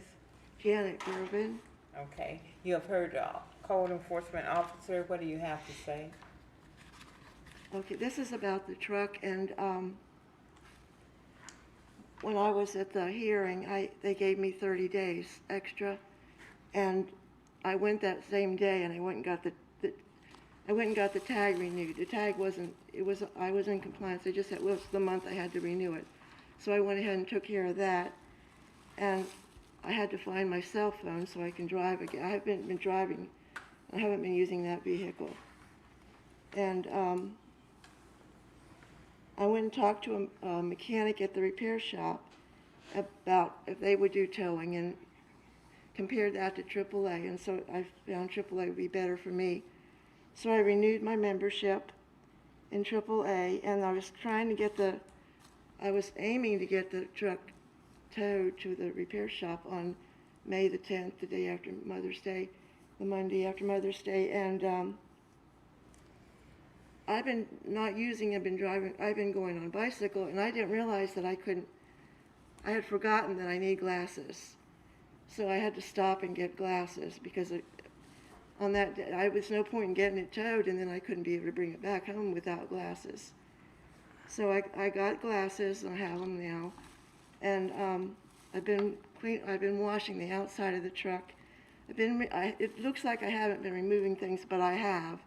and removing things from the inside. And I've had the door key in my possession the whole time, but it's gonna take me a little while to get the ignition key.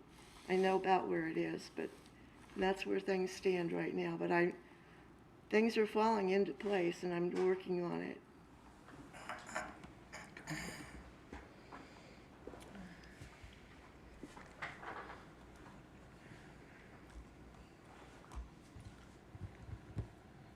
Okay. So, is it registered? It looks like it's registered, but it's inoperable. Yeah, it does have a current tag now. So But I guess it has flat tires. So she Yeah. puts air in her tires, and from the road it would look operable? It has to be operable. I can read the section of the ordinance for the board if it would help. Section 3 says evidence. It says a vehicle is in violation of this ordinance if it is in a state of evident disuse, neglect, or abandonment.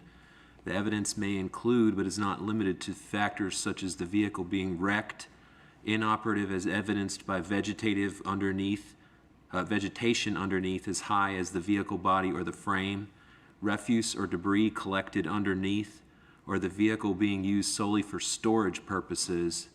If it is partially dismantled, having no engine, transmission, or other major and visible parts, having major and visible parts which are dismantled, having no valid or current tag, or being in a physical state rendering it inoperable or unsightly to the neighborhood, a vehicle will be considered abandoned or derelict if it is in an evident state of extended use or neglect. Okay. So she's not storing stuff in it anymore, right? Looks like it's not there. It's cleaned up? Yeah. I'm still in that process. Where's the most recent picture? I didn't hear you. Okay.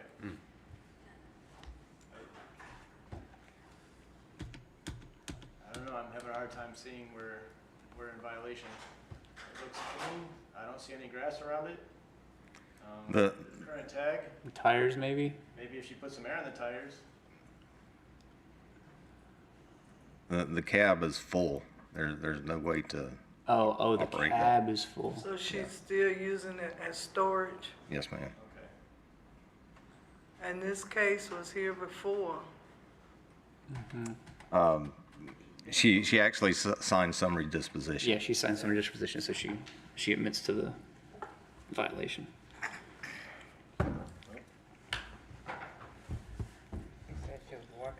She is working on it. Now, how long has she been working on it? When was the last time she was here? April.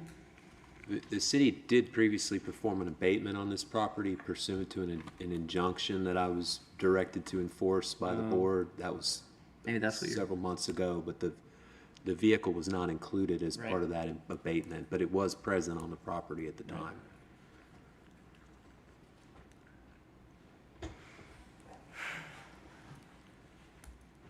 When I talked to the mechanic, he said that I didn't need to worry about the tires because they could do that right as soon as they got it there. Yeah. They could get the tires. Just so I understand though, to make it compliant, if she cleans out the cab and puts air in the tires, it would be compliant. No. No, because she's signed the summary disposition. Jim Daney, Code Enforcement Manager for the City of Lakeland. She has to demonstrate operability because of the evident disuse of the vehicle. And now she just testified to you all that it doesn't run. So, Ms. Gervin, how long is it going to take you to get the car where you can show Mr. Browning that it runs? Well, I need an ignition key before I can, I understand that, but how long is it going to take you? I don't know. It's not that big of a truck, and I can keep doing that, but It's more to get it off the property, I think, is what we're asking. To get it towed like you were planning on doing. I can get the truck cleaned out, but I still can't deal with it until I have the ignition key. Right, so that's what we're asking. How long will Now it you gotta take put me? it in neutral. I mean, I guess you could just work really hard. Yeah. Yeah, you can't put the key in, that's true. That's what we're trying to gauge, is how much time it will take you to get a key so that the truck can be towed like you're planning on having it. Well, I think 2 weeks would probably work. Yeah. Okay. I think we will. I think my recommendation will be to accept staff recommendation in the hopes that next time you do come before us, you've been able to resolve it faster than, than it will take for the fines to accrue too much, and then we can address it as a board when it comes back to us, once it's in compliance. So if you can get you a locksmith to come and get the key made, so it'll be able to, get someone to pull it away from there. The sooner the better, because the fine is gonna start. Or AAA, right? From May 10th Maybe. at $30 a day. So if you can get that done this week, And then that'll cut your fine down. And let Mr. Browning know. Contact Mr. Browning. And then when you come back again, then we can see what we might can do, okay? But contact your locksmith right away. So the sooner, well, if I get it towed away and I still don't have the ignition key, I can get it towed to a shop that's like That's why I'm saying 3 get a blocks locksmith. away. Get a locksmith, you'll have your key. Okay, And then it can be towed away. okay. A locksmith. That's your answer. And once it's towed off the property, she can contact me in the contact case. you and then we can close it out, right? Okay, now, tell me who said I what? made the motion. Okay. Okay, motion by Mr. Wainwright, second by Mr. Gage to accept the staff recommendation of fine of $30 per day effective May 10th. Do we have a vote? Yes. Yes. Yes. Yes. Yes. Yes. It has been voted and approved to accept the staff recommendation. Thank you, ma'am. We have a companion case on page 16. Page 16. Yes, ma'am.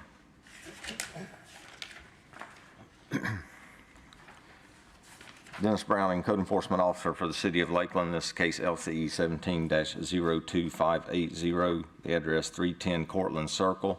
The owner is Janet Gervin. Property was cited for violation of Ordinance 3947, Chapter 3, Section 307.4 for care of premises.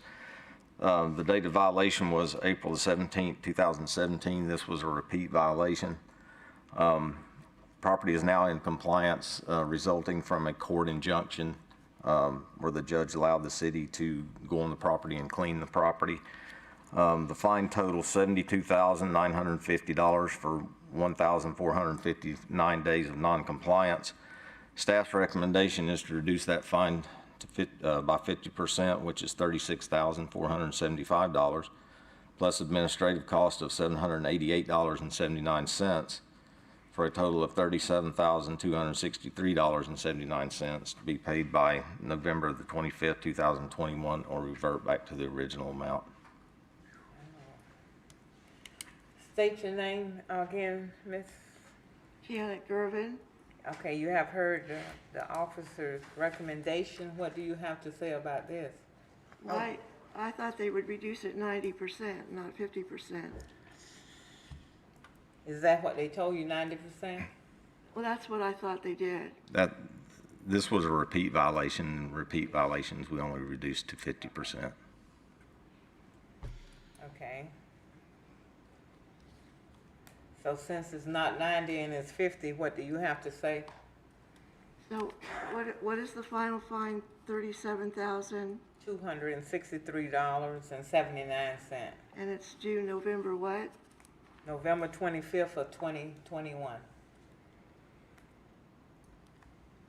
Well, there's not much I can say. That's the way it is. Well, let me just clarify that at this point, it's a recommendation from the staff to the board, and the board has to adopt the recommendation. So at this point, it's not a done deal. This board needs to hear from you whether or not you accept that recommendation, or whether or not you have something that you would like to tell the board as to why you disagree with that recommendation, and that's where we are in the procedure. The board makes the final determination. Well, I already paid for the fee of the cleanup. I paid that. That's not included in this. I hope. Special assessment would be separate. Already been paid.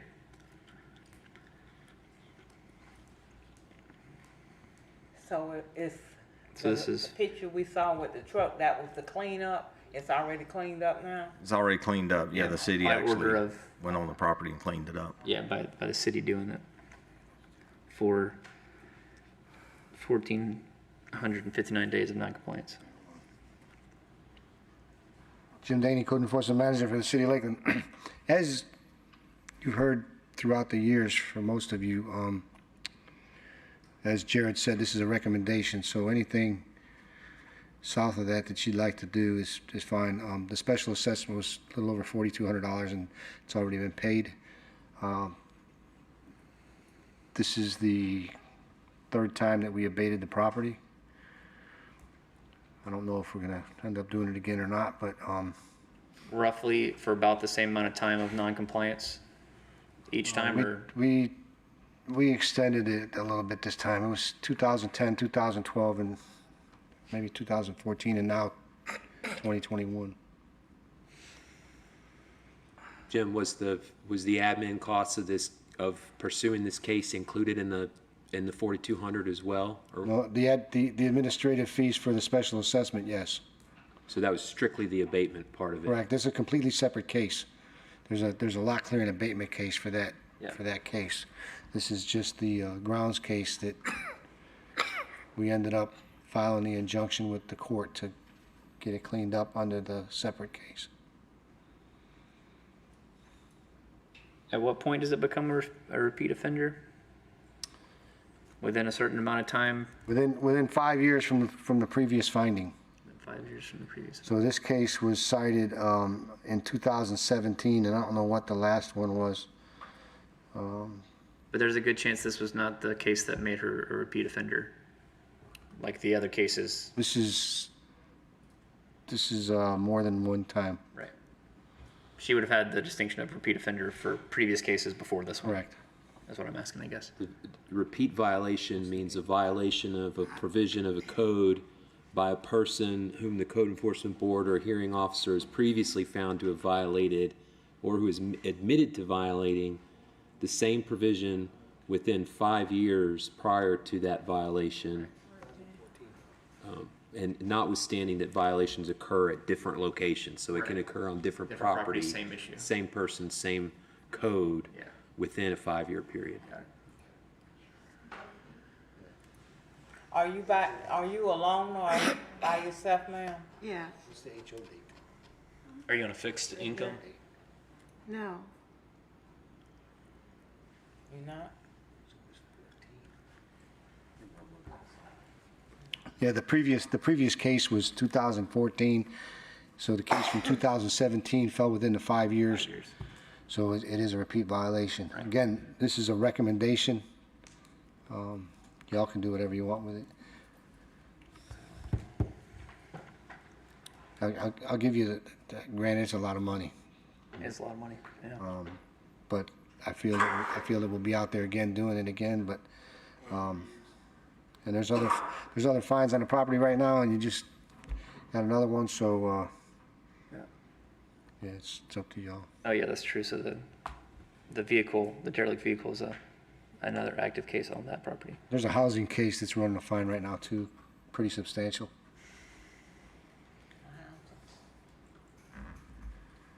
So if she was to get it reduced by 90%, how much would that be?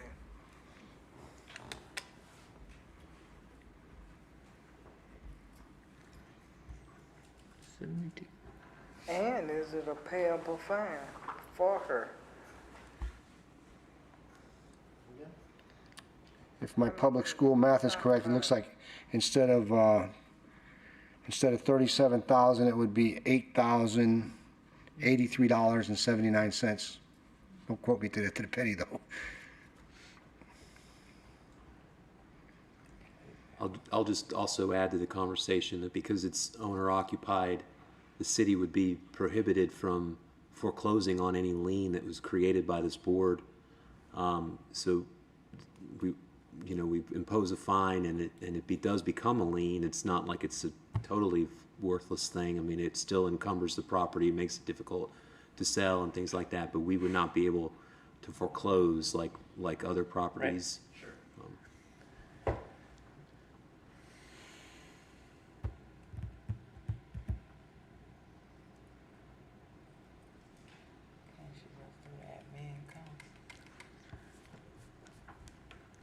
So that's 8,000 and some change plus 788. No, that's included. The 8,000 includes That's the included, the admin The cost. way I got it figured out, if you went to 10% plus cost, it would be $7,295 plus $788.79 for a total of, if my math again is correct, it's $8,083.79.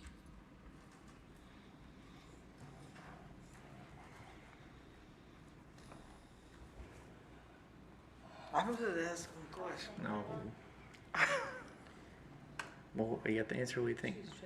I don't know. Did you pay it? I don't know if it's a matter of paying. I mean, we can look into history to see if she's paid the previous fines that have been incurred from the 4 or 3 other times that they've had to go on the property and. Yeah, has she paid Yes. anything at any time? The answer to your question, Mr. Wainwright, is yes. Okay. So, as a matter of principle, I think I'd stick with staff recommendation, actually. I tend to agree. I just feel that this is gonna be something we're gonna have to do again in 4 or 5 years. Yeah, I'm not sure what other motivation can be offered. And I don't know that this is even motivating enough to change our Yeah, lifestyle. that's So, fair. I make a motion to accept staff recommendation. I'll second. Motion by Mr. Gage, second by Mr. Wainwright to accept. Okay, now, is this the 8,000 recommendation? No, ma'am, just the one that's right in the agenda. Staff recommendation. The 37? Yes, ma'am. To accept the staff recommendation of $37,263.79 to be paid by November the 25th of 2021. Do you understand that, Ms. Ger- I understand that. I didn't, when you were talking about the $8,083.79, I didn't understand what that was. We were asking, so if it's in our purview to change the fine that's levied against you, then we were just seeing what 10% of the total fine would be. We were asking for that number. So we just took that under consideration. And then Mr. Gage made a motion and I seconded to go with the staff recommendation, which is the item or the amount listed in the agenda. The 37,000. So the 8,000 was 10%? Yeah, but we're. Right, yes, ma'am. It would have, like what you said you were expecting, the 90% reduction. And so you denied that? Yes, ma'am. Well, the Well, motion. we there's made a motion, on right. the floor that it's about to be voted on for so the it could be- 50%. Yeah. That's what's on the floor for vote right now. Why, you can pay the $9,000 today? No. Oh, Can you pay it by November the 25th? Well, what happened to the motion about the 8,000? There was never. It was just a discussion. We were just discussing. Oh, well, So this motion, we can vote on, and if it doesn't pass, then another board member could make a different motion. But I would like to wait and go to discuss the 8,000. It might not get there. And we're just saying that was something that discussed, but that's why we asked you. Would you be able to pay the 8,000 if it came to that? Yes, Better than the 37,000? yes, ma'am. Okay. All right. Still got to vote on this motion. so we can vote Okay. because it got seconded. Vote. Let's I vote. don't know what to say. I mean, it may be appropriate to have a little bit of discussion since there was added Do we wanna information discuss there. this some more? The 37 is what the staff recommended. So Well, I mean, I guess for me at this point, it's principle that this has been multiple times that they've had to go in and do this. And so, whether it's 5,000, 10,000, 30,000, I don't know what's motivating. And apparently by going very lenient isn't motivating. Well, she did the tag and everything, and she got it cleaned up. no, the city got it cleaned up. Oh, The city came in after filing an injunction to clean the property for the 4th time. okay. So this is multiple times that this is. Yeah. I think So- she was expecting a She 90%. was expecting The 90%. of 90, but I just feel out of principle at this point that the city's been very gracious to her for many, many years. That Considering her age, though, Yeah. she gonna pay that? But it's, it doesn't matter if it doesn't matter. yeah, it's been cleaned. It's been put into a state of, it's as much work as it would take to clean it up, it would take just as much to pile it up, just in my view. There's no reason that, you should have to have this inside the city. So I still feel very comfortable with the staff recommendation. Yes. Yes.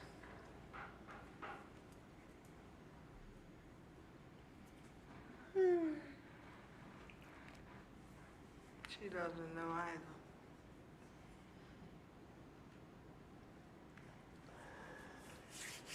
Yes, Yes. Yes. it has been voted and approved to accept the staff recommendation for you to pay the fine of $37,263.79. It's paid by November 25th, 2021. Somebody said it was 4 times, it's happened 3 times, not, the dates are there, but there's only been 3 times. Yes, ma'am. The hope is that it doesn't happen again. That's what we're trying to get to, is where we don't have to, you don't have to keep coming before the board for the same issue over and over again.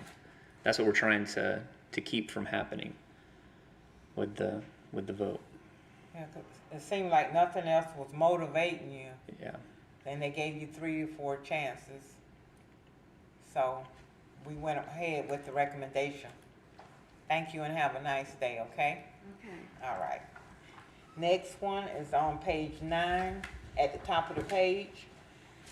4091 is the last 4 numbers, 1934 Westlake Parker Drive. Willie Mae William, Code Enforcement Officer Stephen Willis.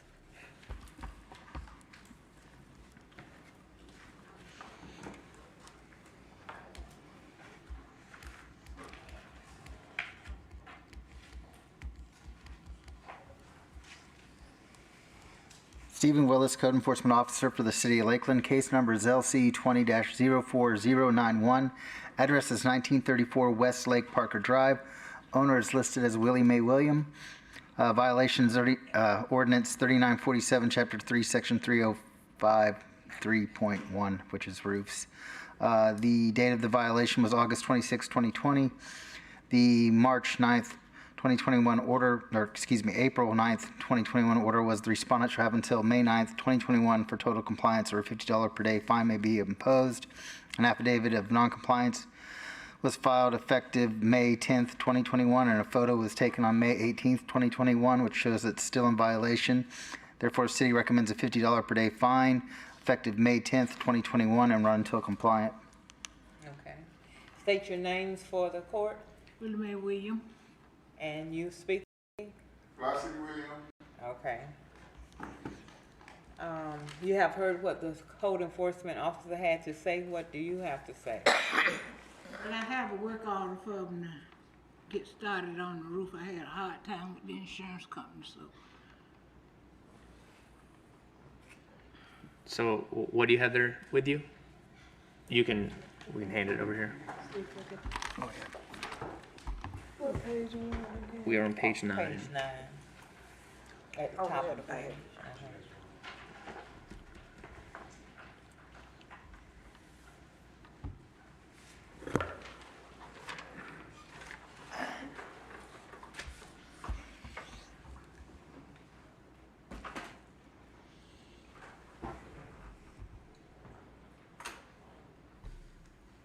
There's no date on it, is it? It looks like the 15th up top. Is that 15th or 25th? Looks like the 25th. Oh, 25th. That's what I see. Okay.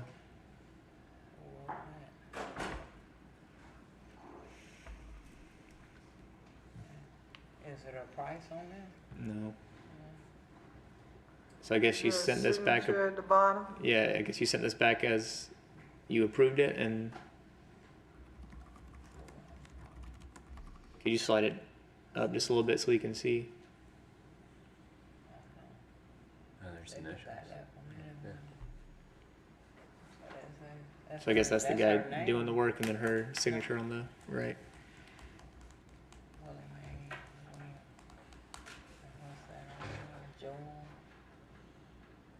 So if they're planning to start on the 20, That was just done today. yeah. So are they, oh, you just did it today, got it. Okay. So this could still be a minute. Yeah, I would suggest we go with staff recommendation. Yeah. And then once the project is completed and brought into compliance, they come back before the board and we can revisit the fine at that point. I'm good with that. Okay. Do, Motion by Mr. so just so she understands though, what we're gonna do is impose a fine. Go ahead and get your project done. Mm-hmm. Once it's brought back into compliance, contact your code officer. Enforcement. You'll come back before us and then we'll discuss it at that point. Okay? Okay. So, Motion by Mr. Gage, second by Mr. Corbin to accept the staff recommendation of $50 per day fine effective May 10th, 2021. Thank you. Okay, vote. You want to vote? Yes. Yes. Yes, Yes. yes. it has been voted and approved to accept the staff recommendation. Thank you.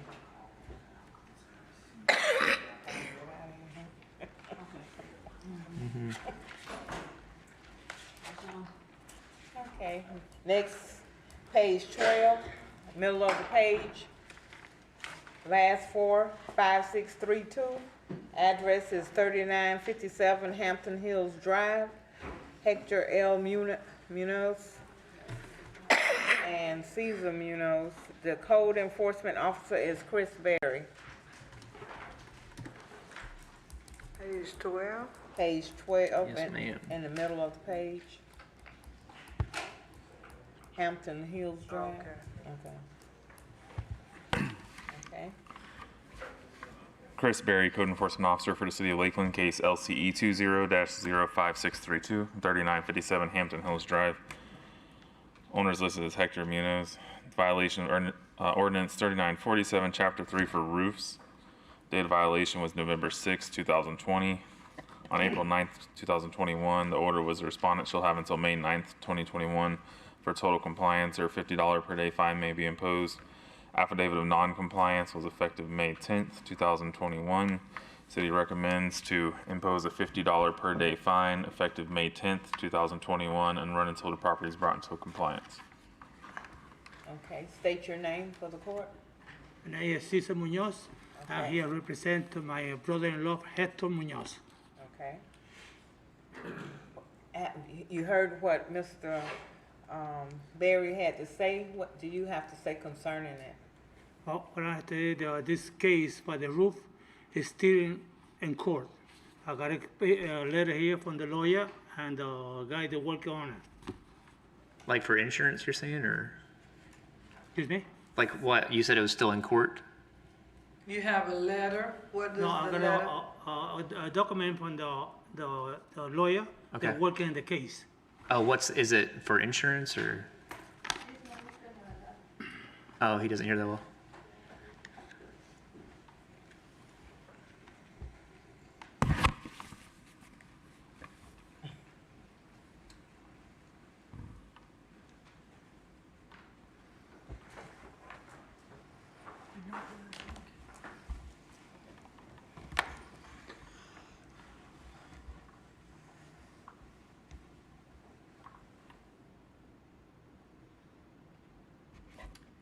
That's a negative.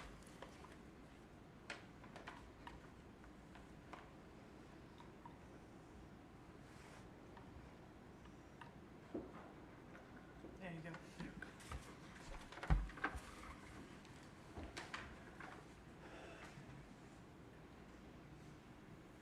Okay, so it is with insurance.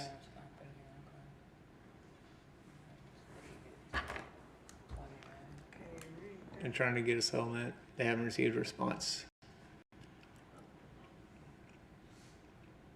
Hmm? Well, we had it for a second. They were just waiting for you to put your glasses on. They take it back away. I see. Can you enlarge Second, it? The font is so small. So stated for yesterday too. The second, American Integrity filed its written responses to our request for information. We're now in the process of, settling depositions of key witnesses involved on behalf of the insurance company. Okay.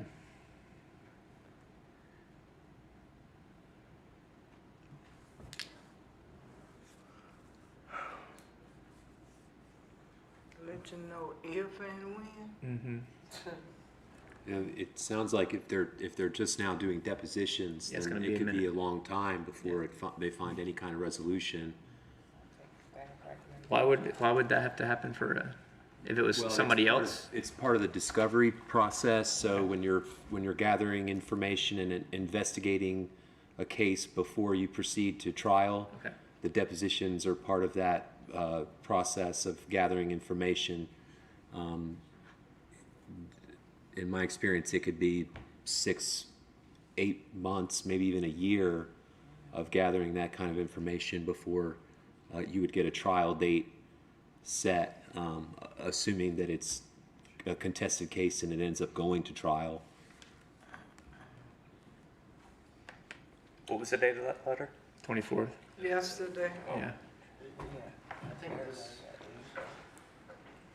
I think it's the same thing in this case as well, is that there's not much that we can do as far as a timeline to establish of when this might be resolved.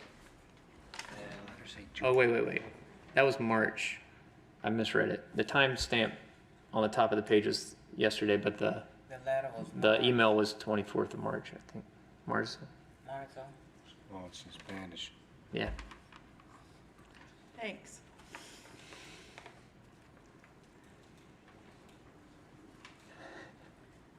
This is, saying that he has permission. So that was That's March. 2 months. Yeah. He has permission to speak. So looking at a long time. we're looking at a long time. I think we go with the staff recommendation for the time being, and when it's resolved, come back before the board and we can discuss it at that point. Okay. Because otherwise, there's no. He's gonna keep coming back with an update that's not gonna be there. Yeah. Right, they keep postponing it or moving it to a future date. It doesn't. I mean, it's been out of compliance since November of last year. Yeah. Okay. So I'll make a. Anything else from anyone? No. No? Okay. I'm not sure. Mr. Munoz, we looked at the letter. It was dated in March, but the email was sent yesterday. No, I don't think. Yeah, Yeah. I think that's just the timestamp for when he got it. Timestamp had yesterday on it, so we still don't know how long it's gonna take. So what we're gonna do is go with the staff recommendation. It says $50 per day fine, and when you get everything taken care of, you can come back to us. And then we can see what can happen then. I'll call Chris. Yeah. And make sure you let Mr. Berry, Code Enforcement Officer, know when you have something taken care of, okay? Yes, ma'am. Okay. And I would also suggest that all the paperwork that you get from the city, give to your attorney who's dealing with the insurance company. Yes, sir. Make sure that they get that. Yes, sir. Thank you very much. Okay. Okay. Yep. Wait. Got a second first. Who Yeah. recommended Gage. Motion by Mr. Gage, second by Mr. Corbin. Do we have a vote? Yes. Yes. Yes. Yes. Yes. Yes. It has been voted and approved to accept the staff recommendation of $50 per day fine effective May 10th, 2021. And then, as I said, you can come back when you get everything taken care of, okay? Yes, ma'am. Make sure you let Mr. Berry know what's going on. The next case is at the bottom of page 12. Have a nice day. Last four, 5801, 1816 West Lake Parker Drive. Peggy Higgins and Henry Higgins, Code Enforcement Officer Stephen Willis. You want me to bring you the microphone, sir? Mr. Higgins. Sir, they can bring you a mic. We can give you a microphone. If you'd like to stay seated, You wanna see you're there now. what everybody else wanna look at. Thank you anyway. Stephen Willis, Code Enforcement Officer for the City of Lakeland. Case number is LC 20-05801. Address is 1816 West Lake Parker Drive. Owner is listed as Henry Higgins and Peggy Higgins. Violation is ordinance 3947, Chapter 3, Section 307.4, which is care of premises. Date of violation was November 17th, 2020. The April 27th, 21 order was this case shall be continued to the May 25th, 2021 Code Enforcement Board. An affidavit of non-compliance was effective April 5th, 2021. Photos taken on May 18th, 2021 shows the property is still in violation. Therefore, city recommends impose a $30 per day fine effective April 5th, 2021 and run until compliant. Okay. State your name for the record, please. Henry Higgins. Okay. You heard what the code enforcement officer said. What do you have to say? Well, been trying to get it cleaned up, and Steve come out there last month and I told him I was going to get it cleaned up. So I hired, we've got 3 guys and 2 trucks come out there and haul it off. And they got out there to haul it off. I got 3 loads off of it. And the people that lives back there in the back shed, they wouldn't let him haul the rest of it off. He said it belonged to me. As long as it belonged to me, it was on the outside of the shed. It belonged to me. So I was going to haul it all off. And they wouldn't let me haul it off. So they was fixing to have a fight, so I called the city police, and they said, well, the only thing to do is you're gonna have to get them evicted before I can get that cleaned up, so. Oh, Lordy. But I hadn't had the money to get it evicted, so I'm $400 overdrawn at the bank now. So I'm trying to, maybe this next month, I can do my best to get them evicted, and I can haul all that stuff off. So it's your property and you have someone staying on it? Yeah, And my sister's stepdaughter said she's gonna stay over there for a couple months till her boyfriend got out of jail. So he got out of jail, but he's still been there 2 years, and they don't pay no rent. Give me $20 for light bill this month, and they won't leave. Goodness. So, and I can't get the $400 up to get them evicted. Wow. So, but so the things that she told you not to touch belong to her? yeah, This is all the stuff that we're looking at on this picture right here. yes, all back to the shed there. I got half of it hauled off, Okay. and so, but I was gonna haul the rest of it, but they wouldn't let me haul it because said it belonged to them. It was important stuff. They pick up out of the dump, or somebody gives them, or something. That's just hoarders. Just pick up anything anybody throw away. But So, Mr. Willis, the rest of, is that one pile? I mean, I think that looks like the most recent picture is the pile in front of the, Yes, sir. It's one pile that goes the length of that shed. the shed. There, it's a fairly long shed. But everything else has been cleaned up and, Yes, he's been setting out piles of trash and that. And then the city, though, stopped picking up the trash because he exceeded his 4 pickups. so there are piles on the street right now. No, there's no pile at the okay. street right now. It's just in the back there. Got it. But it was a neighbor's complaint that generated Right, it. So. sure.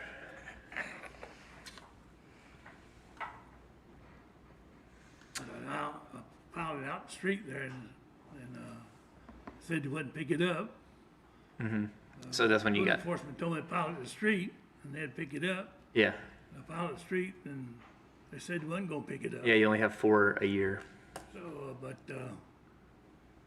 so then I had to hire somebody to haul it off, but I already carried the street. But I called it down at the dump, and the lady at there said, I'll get the supervisor to call you. Maybe we can get a dumpster or something in there to get it all at one time. And so, but he never did call me back. So I finally just went ahead and hired somebody to get it off the street there. And Right. 3 loads off, and I was gonna get the rest of it, but And they stopped you. they raised so much cane, and we're fixing to have a fight, so I called the law police department, and they come out here and said, well, best thing to do is get them evicted, get rid of them. Mm-hmm. So I'm trying to get the $400 up now to Gotcha. get them to. They was just gonna stay there a few days. It's been there 2 years, and they ain't paid no rent, no light bill, nothing. They gave me $20 last month. You're right. So I unplugged their cord. But my daddy's been sick, and I ain't been able to work, and taking care of him, and trying to get all this, this stuff's gotta be cleaned up, because they on my butt about it. Mm-hmm. So, that's no good. I know that sounds like a hard situation.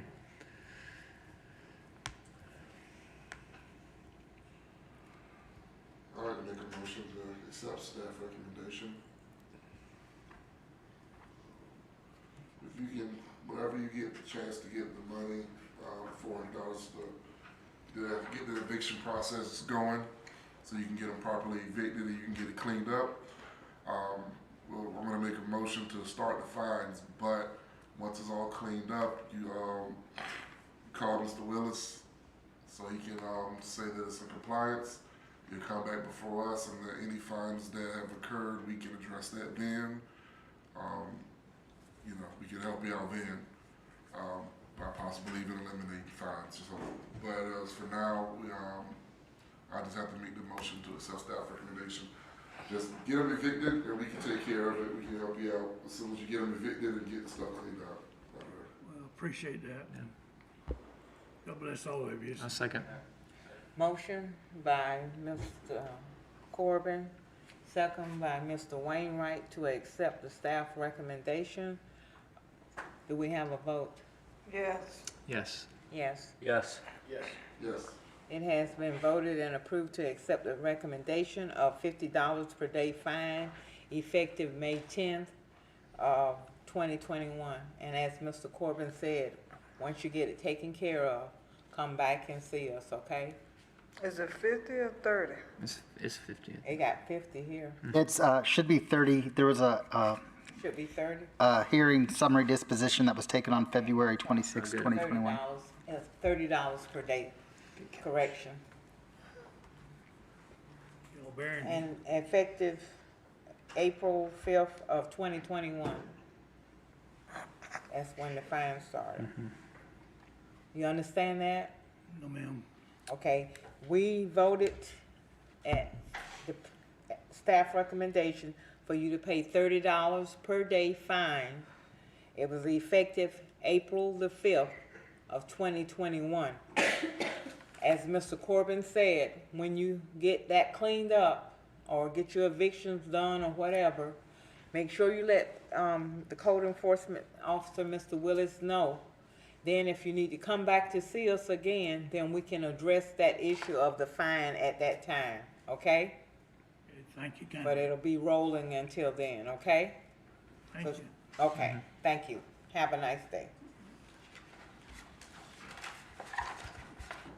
Thank you, and God bless all of you. God bless you. Page 14, middle of the page, last four, 0214, 1006 Baycrest Drive, Felicia P. House, Felicia Jordan, Code Enforcement Officer Daniel Povey.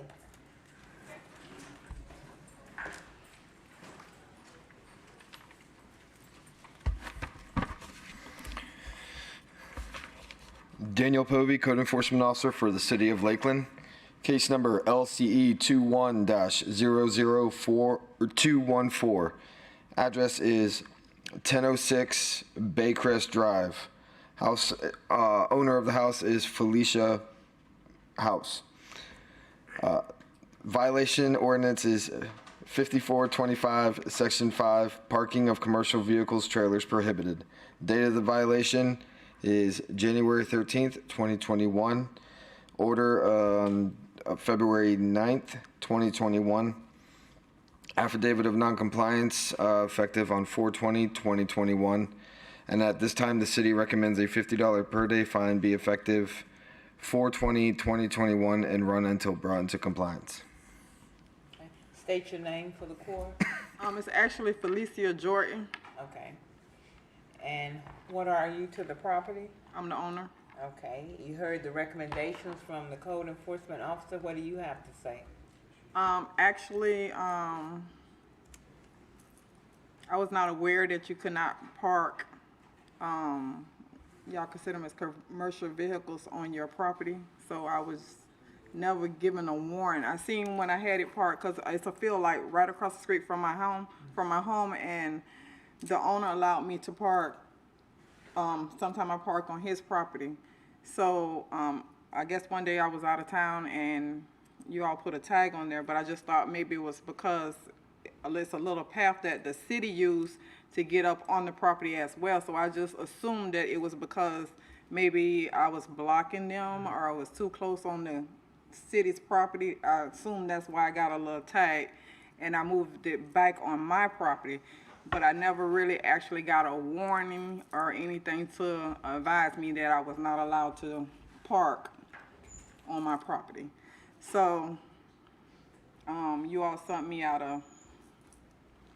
a court date besides this one, but I'm a truck driver, so I was not home and I was not aware of it. So I just received this one, so that's why I'm here today. But other than that, I have no other vehicle. Well, all the vehicles has been sold. The other trucks, the commercial trucks has been sold. I do have one box, 15 foot box trucks that's left that's in the process of being sold. Then I also have my semi, which is in the shop. So other than that, I'm really just finding out today that I'm not allowed to park on my property. You know, commercial vehicles on my property. That's all I mean. That's all I can say. So when you first got the notice, you didn't call anyone or read the notice? When you were parked in the other neighbor's Yeah, it was just a little sticker saying it was a violation. Because that wasn't on my property. I had it parked across the street. So, like I say, it's like the owner of the property owns so much of it. I don't know if you could probably explain, but it's the little field across the street. And then it's like a little, then the city come, when they clean up, they come through there. So I just assumed that maybe I was too close. That's what we all thought, because the neighbor called and told me that they had put so that's what I thought. So I didn't know that it consists of me owning the vehicles. So you didn't call, okay. Mr. Bovee, can you tell us or show us what was on the tag that was put on the vehicle? I don't, did you put the tag on there? Huh? The little door hanging looking thing? I put a tag when it was across the street. Yeah, you And see, then- that's what I'm talking about. So I thought it was just like, because What I is was that parked. tag? Yeah, the tag is hanging right there. I don't know if I have a close-up on it, but that's on the property that's across the street from 1006 Baycrest. And then the semi-truck was moved back onto that property. So can we see the notice of violation for this case, and can we hear how that was provided to her, the notice of violation for this particular case?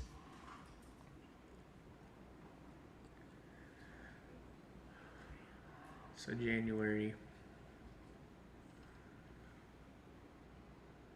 But I'm also curious to know what information is on that tag that you put on there. Does it say this vehicle is parked illegally because it's a commercial vehicle, or does it just say your car is in any kind of violation? Or information? There's a little box on that tag that says for parking of commercial vehicles in a residential area. So that was, and then my remarks were, please remove the semi-truck from the property. Okay. That was on the tag that was hanging on the truck. Yes. And like I said, it was on the field across the street, so I just thought that I was in violation of, because like I say, the property is empty, which my neighbor owned, but then it's like a little bit of city property. piece that the county come when they park there and they clean. So I just thought maybe I was in violation of parking on their property. Yeah. That was my first assumption. Yeah. And then I just put it back on my property. But did you look at the tag that was hanging there? Yeah, You read because it? as soon as because I was out of town the home next to it, they called me and said that the city was, and they put a tag. So, that was my first assumption. Okay, maybe I need to just move it back because I probably was blocking them. So to try to establish a timeline, when I put the tag on the truck, there was not a semi-truck parked at the residence. Right. I put the tag on there because that portion of the property, it's just kind of open. It doesn't really belong to anything. There's a retention ditch right there. And then I saw that semi-truck had been moved onto the other property in which I started the case for 1006. So I added that picture along into that case to show the same vehicles being parked at the property. And so if pretty much once the vehicles are removed, then we can close the case. Yeah. And then if you show that picture again, the owner of that property, like I said, I thought I was on their property. So once he seen where the owner of the property seen where I was parked, he said you can park anywhere on the other side of the sign, and anything on that side where my truck is parked, that's the county. So you get where my assumption is that I was just on their side, on their property. That's what I got out of it. I didn't get out of it that I wasn't allowed to park commercial.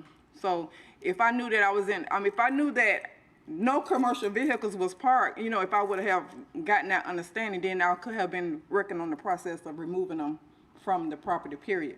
But it's just the point that I thought that maybe I was on the county property, and that was the reason why, I don't want to say harassed, but Yeah. I was in violation. So that's what we're saying, from what Mr. Povey is telling us, that the little door hanging thing that was on the truck said on it, this is a commercial vehicle that cannot be parked in this area. Right. No, not area, it was just violation of parking. So like I said, I thought that I was in violation because I was on their property. Right. Did it have the distinction for being a commercial vehicle in a residential area? Yes. Okay, that's what we're saying. Did you do another notice once she moved the truck onto her property? Did another notice go out? Or Not a physical notice like the door hanger, just the typical case violation letter was sent out to the address that's provided by GeoTrack. Which was a court date, correct? Was it received? No. No, it was not received. And then if you notice that my mailing address is in Tampa and my physical address is in Bay Crest, so mostly all of my appointment mail go to Tampa because I'm not, I'm barely home. And then when I come in town, I go and get my mail from. So that one was to Tampa, that first violation letter. 3201, yes. Well, I don't know if it's a violation, it was a court date, correct? No, no, there should have been a violation notice January. first sent out. Oh, okay. January the whatever.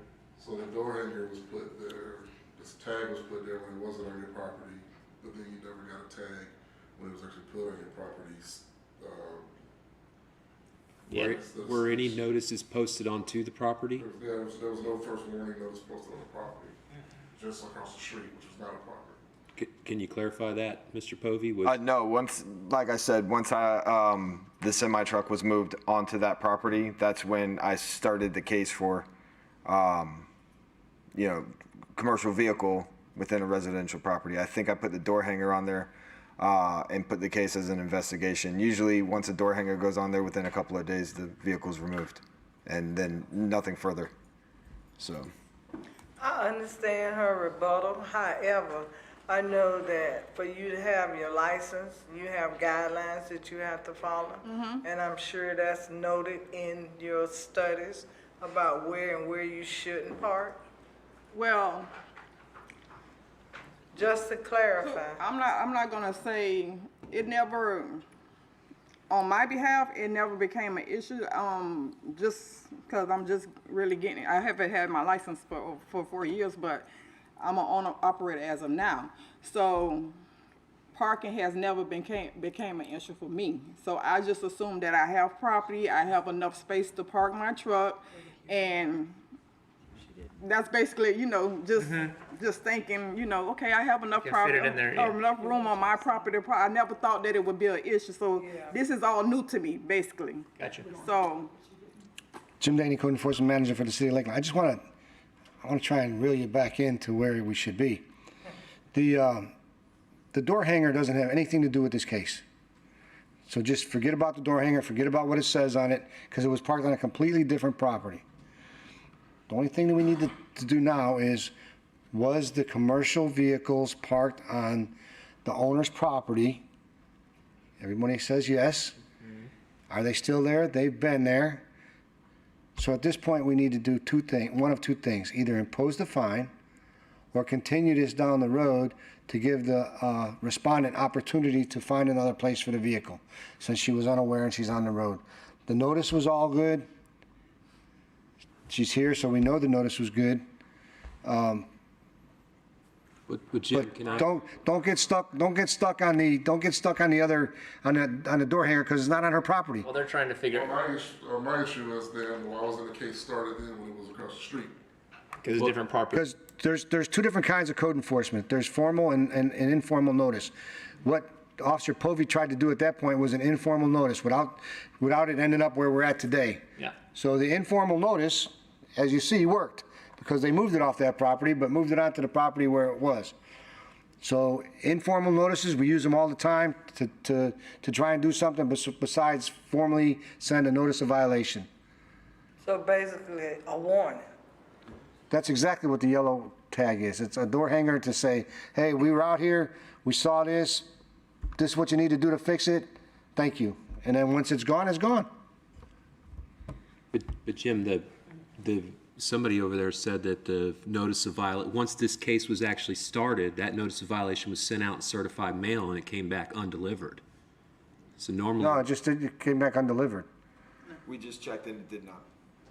It was received. It was signed and received. Okay, that's what somebody had said otherwise. What signed and received? If we could see the signed receipt for the original notice. We of do it violation. electronically, so it might take Tammy a while to do that.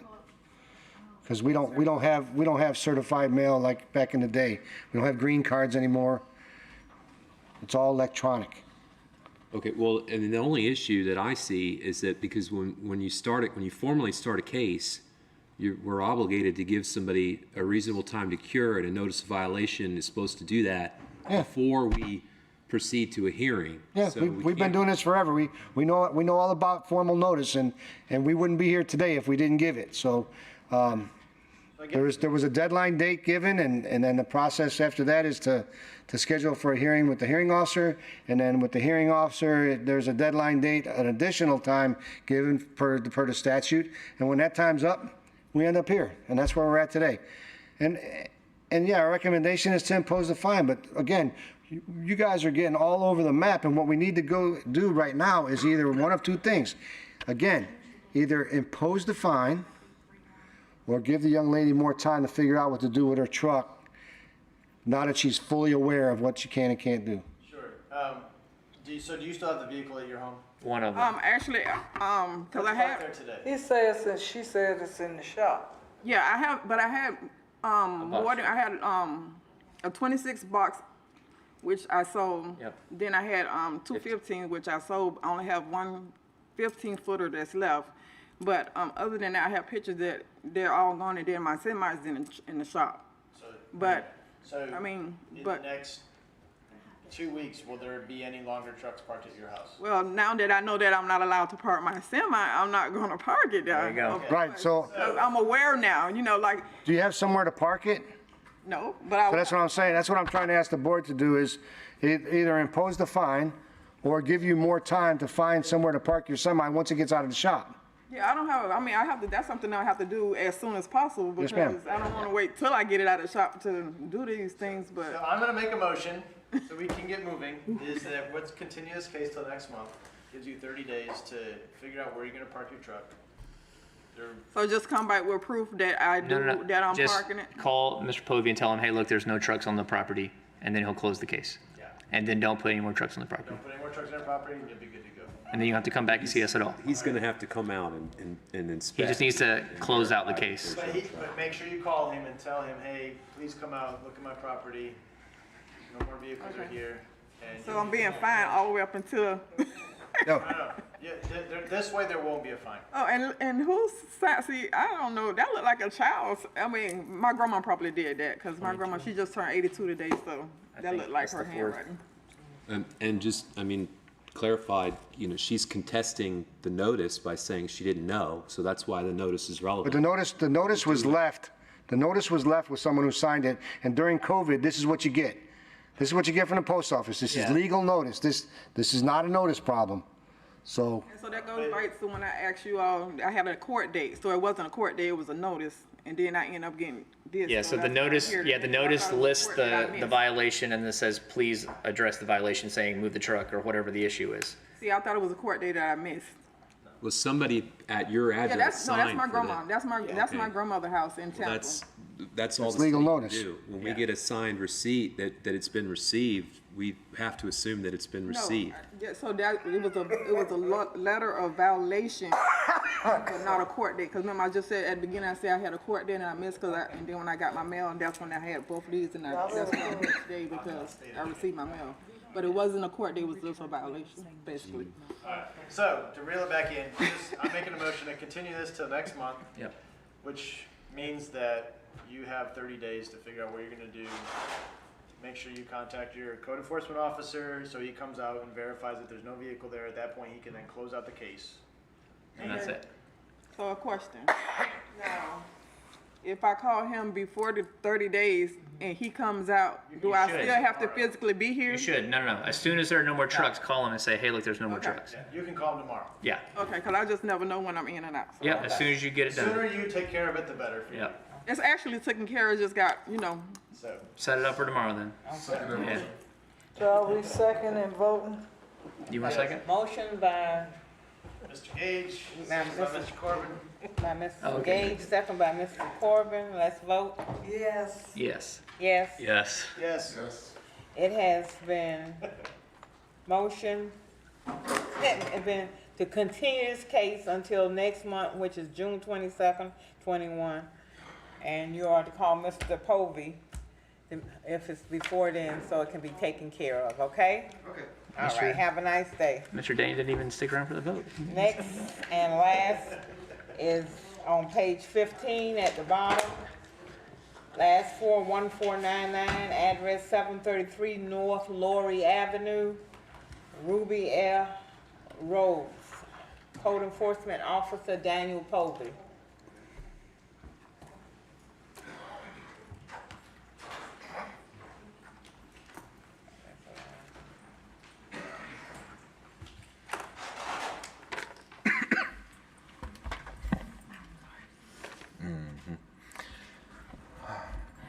All right. This for Lori? Yes. Okay. Daniel Povey, Code Enforcement Officer for the City of Lakeland. Case number PER 20-01499. Address is 733 North Laurie Avenue. Owner is Ruby Rhodes. Violation for Florida Building Code Section 105.1, permit required. Date of the violation was February 25th, 2020. Order by April 27th, 2021. Affidavit of non-compliance was 4/12/2021. And at this time, the city recommends a $30 per day fine effective 4/10/2021 and run until brought into compliance. 30 or 50? We got 50 on We here. got 50 in ours. They changed it to 30 the last time I was here. What is it? It says 50 in the agenda.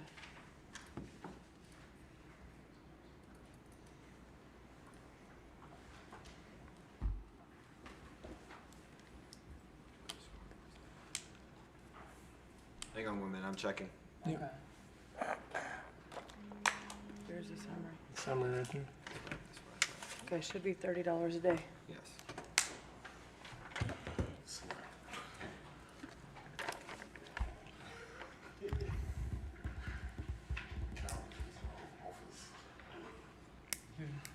You said it should be 30? Yes, there was a summary disposition sign. Okay. Okay, state your name for the case. Ruby Rose. Okay, what do you have to say concerning this? Well, like I said, I tried everybody and they turned me down. So I got pretty much of my house done, but then I run out of money. So everybody turned me down and said that I had to fight my insurance. So I'm after my insurance, and my lawyer said he got the money I need to finish it. But the peoples that was working on my house, they didn't get a permit and they left it in a sham and, but they still on my application for getting money from my insurance. And that's what we're working on, trying to get them off in there so they don't get nothing else, hopefully, Lord. So, but he was hoping we have a little time to, he wanted to extend the time so we can get them off, even if I have to write a letter. So the ask is for 90 days, it looks like from, May 24th? yeah. I think where we left this, was it we were gonna try to get her to pull her own permits? Cause that's all that we're looking at. But maybe I'm not remembering it correctly. Cause it's not the work, it's the permit. Correct. So it's not any of the stuff that's there, it's, Did it ever have an open permit on the project? That was before my time. I'm not exactly sure. Ma'am, do you have plans? Yes, I'm gonna, as soon as I get the, funds that, which he said shouldn't take that long, but he asked for that time, cause he don't know how the company will, you know, drop it and let me have it on my own, cause they didn't get permits, so I'm working on getting permits on my own, but I need for them not to be on there to claim the money that I need to finish my house with. If you read the letter, it's 90 days to possibly receive the funds, which means then at that point They could the start. process. So you're still looking not at pulling 6 permit. months to a This is the thing, it's not the work though, it's just the permit. Yeah. So 90 days to receive funds before we even get permits and do plans and do all of that. So But you have, that's what we're trying to figure out. Either way, you have drawings where you could submit those and pull permits. That's what we working on now.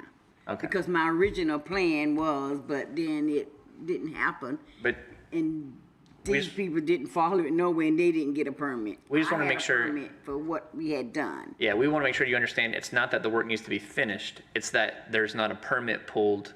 Right, and that's So what it's- I'm working So you on. don't, it's not so much finishing the thing, it's just getting the permit submitted and pulled so you could. But they had started on the carport, and I just wondered, when I go pull the permit, would they allow me to finish it as they had started working on it? That I don't know. I don't believe you can do any new work on your project until you have permits. Yeah, for whatever. Yeah, it yeah, yeah, is. I don't want to do it, but hopefully they'll give me the permit, that I won't have any problem getting the permit to continue what they started, to finish it. Without Assuming shouldn't it be a meets problem. code, assuming that whatever they did is gonna meet the code. Right. Yeah, and that's, Yeah. So we don't know that here, Right. whether it would meet code or not. It'll have to go through a process of the plan. so, but if I get a blueprint and bring in to get my permit, That's all you need to do in order for this case to be closed out.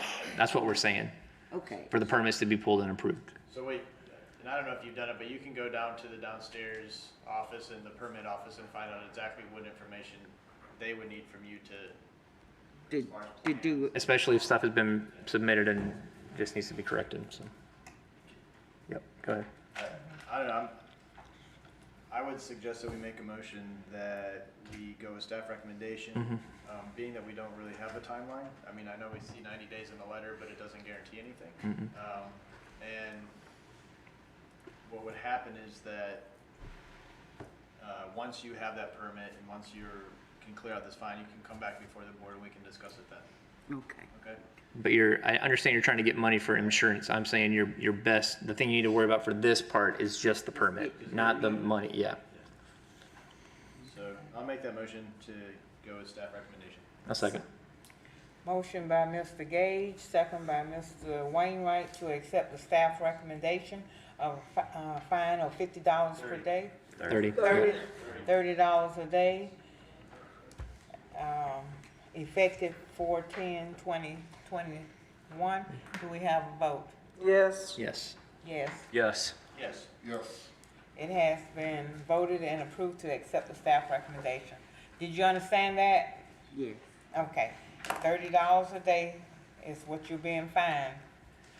and go get that permit, please, hurry, run.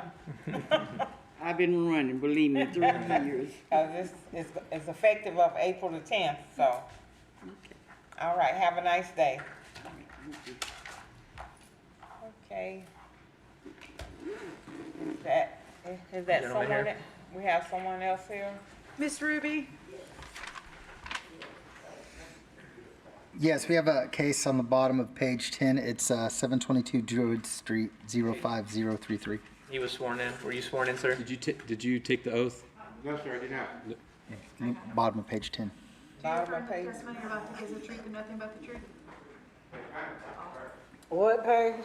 Bottom of page 10. Right there. Case number last 45033 722 Druid Street. Yes.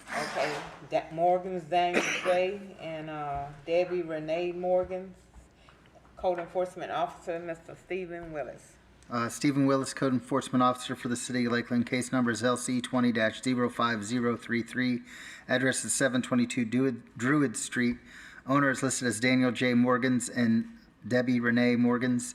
Violations of Ordinance 3947, Chapter 3, Section 305.3.1, which is roofs. Date of violation was October 7th, 2020. The April 9th, 2021 order was respondent shall have until May 9th, 2021 for total compliance or $50 per day fine may be imposed. An affidavit of compliance was effective May 10th, 2021, and a photo was taken on May 18th, 2021. Which shows the violation still exists. Therefore, city recommends $50 per day fine effective May 10th, 2021 and run until compliant. Okay. State your name for the code. Daniel John Morgans. Okay. You have heard what the Code Enforcement Officer said. What do you have to say? Well, ma'am, I made the temporary repairs, and then I started getting quotes, and then just recently, I started getting quotes really good in January and February, and how much it was going to cost me to get a new roof onto my house. Well, it was going to cost me about $11,000. I don't have an extra $11,000, so I started saving. From October to December 31st, I worked 7 days a week, 12 hours a day to try to make extra money so I could get my new roof. Well, I had $7,000 in the bank come the end of February, beginning of March. And then I got a hernia, bad. And the day after Easter, I had to have a hernia operation. And while they were there, they also discovered that I had a polyp on my gallbladder, and I had to have that removed. Yesterday was my first day back to work. I've been out of work for 7 weeks. That took my money that I had been saving for my roof, and it just dropped me way down. My bank turned me down for a loan. My insurance company said it was maintenance damage. It was an older roof, and that, no, they weren't going to cover it. So I've been doing everything I can possibly do. I'll take a loan from any of you people, or if you can give me suggestions on what I can do, because I retired after 32 years at Pepperidge Farm as a maintenance mechanic. I'm working on getting my pension when my wife says to me, oh, guess what? I want a divorce. You know what that does when you're trying to get your pension? Puts everything on hold. Am I not correct, sir? You're a lawyer, you can tell me. But anyway, yeah, now I've got all these forms I got to fill out. And so my money for my retirement is in limbo. My pension is in limbo right now while I'm going through trying to get this stuff straightened out. I have gotten a job at Packaging Corporations of America, and like I said, I've been working there since September, and I've been trying to get my money together. I swear I'm trying my best. Nobody wants a new roof on my house more than I do, believe me. I want a new roof. But life's getting in my way. That right there has been taken care of. All those trees that are all around there, they're all gone. They're all gone. While I was out on that 6 weeks, I put my time to good use. I got rid of all the trees around the house. That's been fixed. That's good.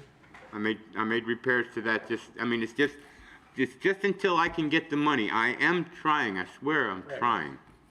I'm doing my best. And I know was looking like a $50 a day fine, but that's not going to help me save my money to get my roof. I think about now I've got almost half, because like I said, I've been out of work for 7 weeks, and I mean, I've got a wife, I've got a son and future daughter that are living with me, and I got 2 grandkids living with me. And right at the moment, I'm the only paycheck. I mean, I'm not trying to give you a sob story, but that's just my life. But I am doing my best. So, I mean, if you could give me a little more time, I would really appreciate it. I mean, I don't know how long it's going to take me to, because right now, October through May was our busy season at Packaging Corporation of America. We make boxes for strawberries and stuff like that. Between May and October, we're done. We're working 40 hours a week. So it's going to take me a little bit longer now. But like I said, I was well on my way. And I've been in contact with Mr. Willis several times, trying to work with him. And I mean, I'm doing my best. I really am. But it's tough. Thank you for your listening. Thank you. So I would say because the roof will stay out of compliance, and we don't have a set time, I'm more inclined just to go with the staff recommendation, with the understanding that you are working towards it, and once it is accomplished, you can contact Mr. Willis and let him know, and then we can take into account, you know, that we've heard you, you've come before us today, but that way you're not having to come back before us, because the truth is, even if we, you know, waived fines and tried to close the case or dismiss all of it, as soon as Mr. Willis drove by and saw it in its current state, it would be out of compliance. He'd cite it again, and it would just start the clock over. So, I think my inclination is to make a motion to accept the staff recommendation, with the understanding that once you get it all done, you come back before us and Yes, we, sir. yeah. I mean, like I said, I mean, what I'm going to, I mean, I have several quotes. Code Red Roofers, Stanley Roofing, and Apopka. I mean, I'm trying to work with them now to get financing, because like I said, I was trying to do it all without getting financing. Yeah. I can't really afford that. Yeah. But I'm doing, I mean, if I have to, I will. I think we believe that you're trying to finish it, so. Okay. Anyone else have? Second. Okay. Motion by Mr. Wainwright, second by Mr. Duke. Do we have a vote? Yes. Yes. Yes. Yes. Yes. It has been voted and approved to accept the staff recommendation, imposing a fine of $50 per day effective May 10th, 2021. Sir, but as he said, when you get it taken care, then you come back to us, and then we can work on that fee. So don't worry about that as much as just getting the roof done. Don't worry about that. Don't worry about the fine of $50 a day. I mean, I know why I owe $50 a day. I understand that. Yeah, I know it'll be assessed until the roof is done, but we're saying focus But like your I said, energies. I am hoping within the next 2 months I can. Just take We're hoping that for you, yeah. Yeah, I mean, if I have to, I mean, I really don't want to go the financing route, but if I Yeah, have to. and just keep Mr. Willis in the loop as you've been doing. So. I see him almost every other day going down my street. There you go. I mean, he's a good man, and I mean. Yeah. So. All right. Thank you Best of very luck. much. Yes, sir. Okay.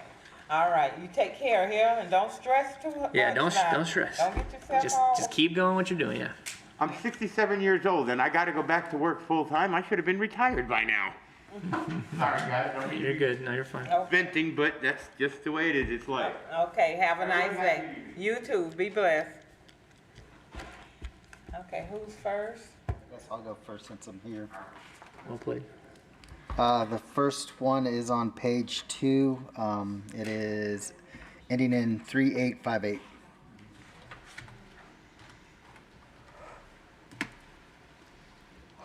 Okay.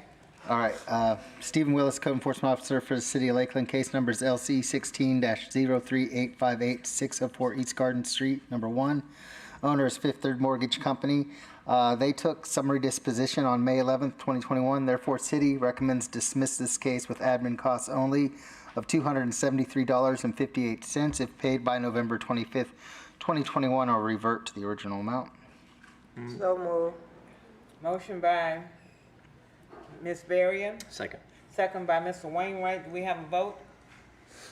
Yes. Yes. Yes. Yes. Yes. Yes. It has been voted and approved to accept the staff recommendation. Next.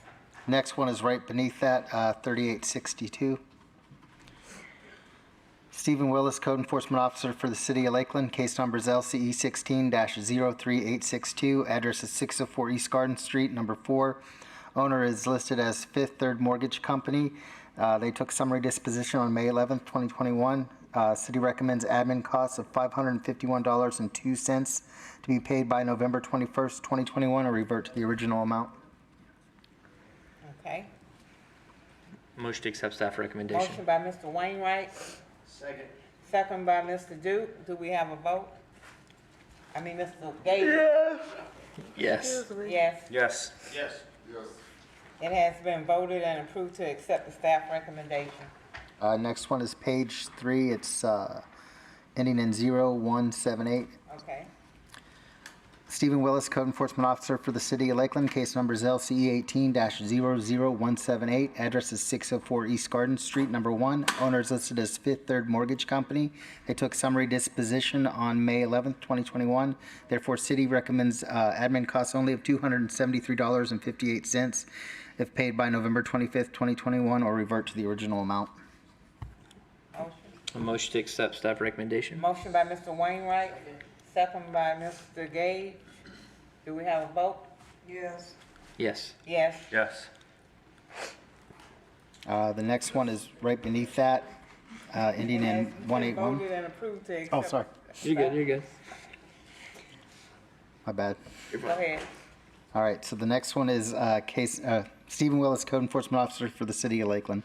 Case number is LCA 18-00181. Address is 604 East Garden Street, number 2. Owner is Fifth Third Mortgage Company.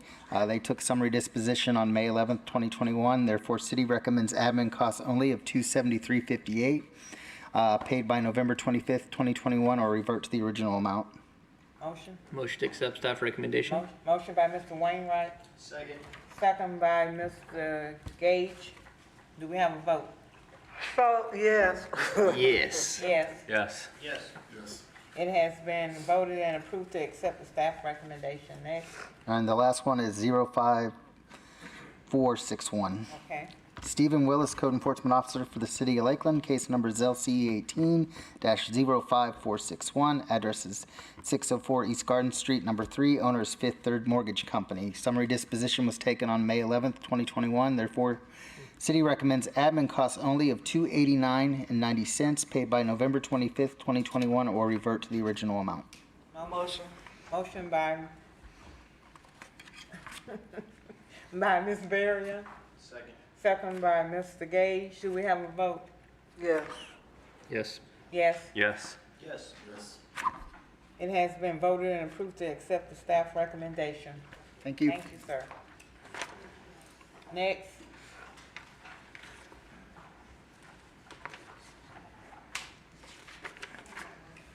Top of page 13.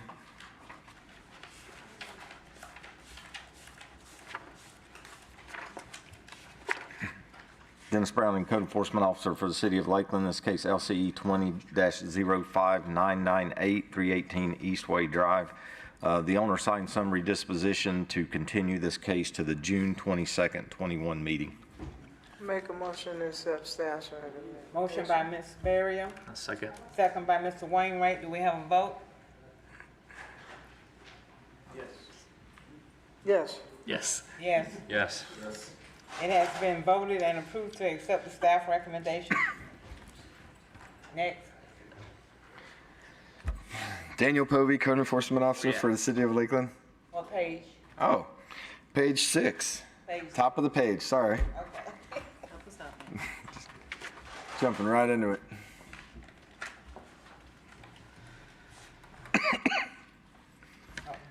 Okay. Daniel Povey, Code Enforcement Officer for the City of Lakeland. Case number LCE 19-05844. Address is 824 West 13th Street.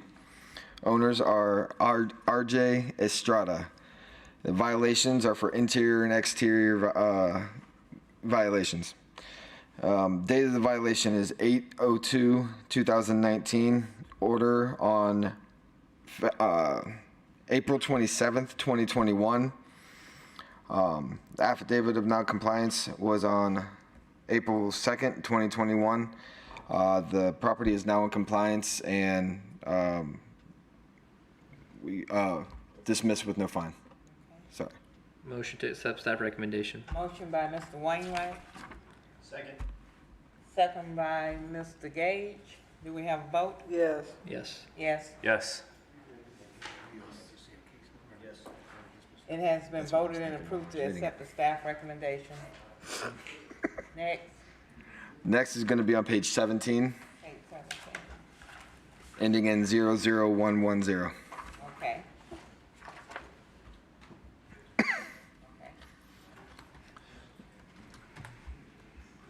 All right, Daniel Povey, Code Enforcement Officer for City of Lakeland.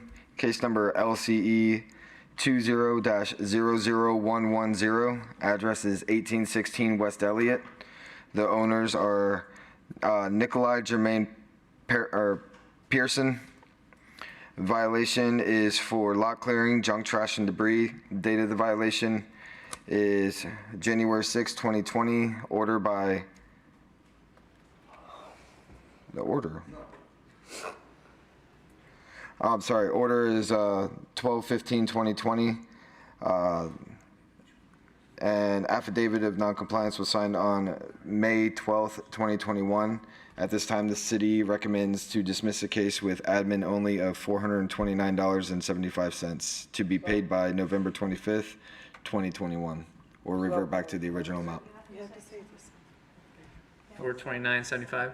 Oh, I'm sorry. This is a summary disposition for admin costs only. How much is it? $429.75. Motion. That's already been paid. Motion by Ms. Barrier. I didn't know that was either. So move. Yeah, sure. Second. I didn't know if they were trying to figure something else out. What? I didn't know if you were trying to figure something else out. We're good? Okay. No? Yeah, I'll second. Okay, second by Mr. Wainwright. Do we have a vote? Yes. Yes. Yes. Yes. Yes. Okay, next. It has been voted and approved to accept. Bottom of page 16. 16. That's good. Okay. Angela Kaiser, Code Enforcement Officer, presenting for Officer Sonequa Marshall. Case number LCE 19-07912, address 403 Hunter Street. Owners Kent C. and Talina K. Mogurley. Violations of Ordinance 3947, Chapter 3, Section 307.4 for care premises, overgrowth, open storage, and junk. This case has taken summary disposition for 10%, which is $910. Administrative cost of $485.74 for a total of $1,395.74 to be paid by November 25th, 2021, or it would revert back to the original amount. Motion to accept staff recommendation. Motion by Mr. Wainwright, second by Ms. Berryon. Do we have a vote? Yes. Yes. Yes. Yes. Yes. It has been voted and approved to accept staff recommendation. Top of page 18. Okay. Angela Kaiser, Code Enforcement Officer of the City of Lakeland, case number LCE 20-03162, address 1015 Griffin Road, owners Griffin Park Apartments Trust, violation of 86-36B for disposal of garbage and 86-36A for disposal of garbage. This case again was taken by summary disposition to reduce fines to 10%, which is $410, plus the administrative cost of $364.47 for a total of $774.47 to be paid by November 25th, 2021, or it would revert back to the original amount. Motion to accept staff recommendation. Motion by Mr. Wainwright, second by Mr. Gage. Do we have a vote? Yes. Yes. Yes. Yes. Yes. Yes. It has been voted and approved to accept the staff recommendation. Is that a lake or a parking lot? What is that? That's a parking lot. Got your dumpster, no retention pond. Bottom of page 18. Okay. Angela Kaiser, Code Enforcement Officer of the City of Lakeland, case number LCE 20-06019, address 414 West Patterson Street, presenting this case for Officer Sonequa Marshall. The owners are Jeffrey William Ross. The violations of Ordinance 3947, Chapter 3, Section 307.4 for care of premises, overgrowth, open storage, and junk.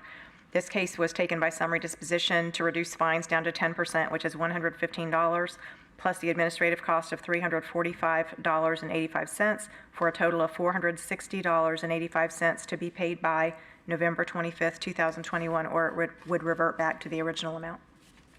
Motion to accept. Motion by Ms. Berrien, Second. second by Mr. Wainwright. Let's vote. Yes. Yes. Yes. Yes. Yes. Yes. It has been voted and approved to accept the staff recommendation. Next, Middle of page 9. 9.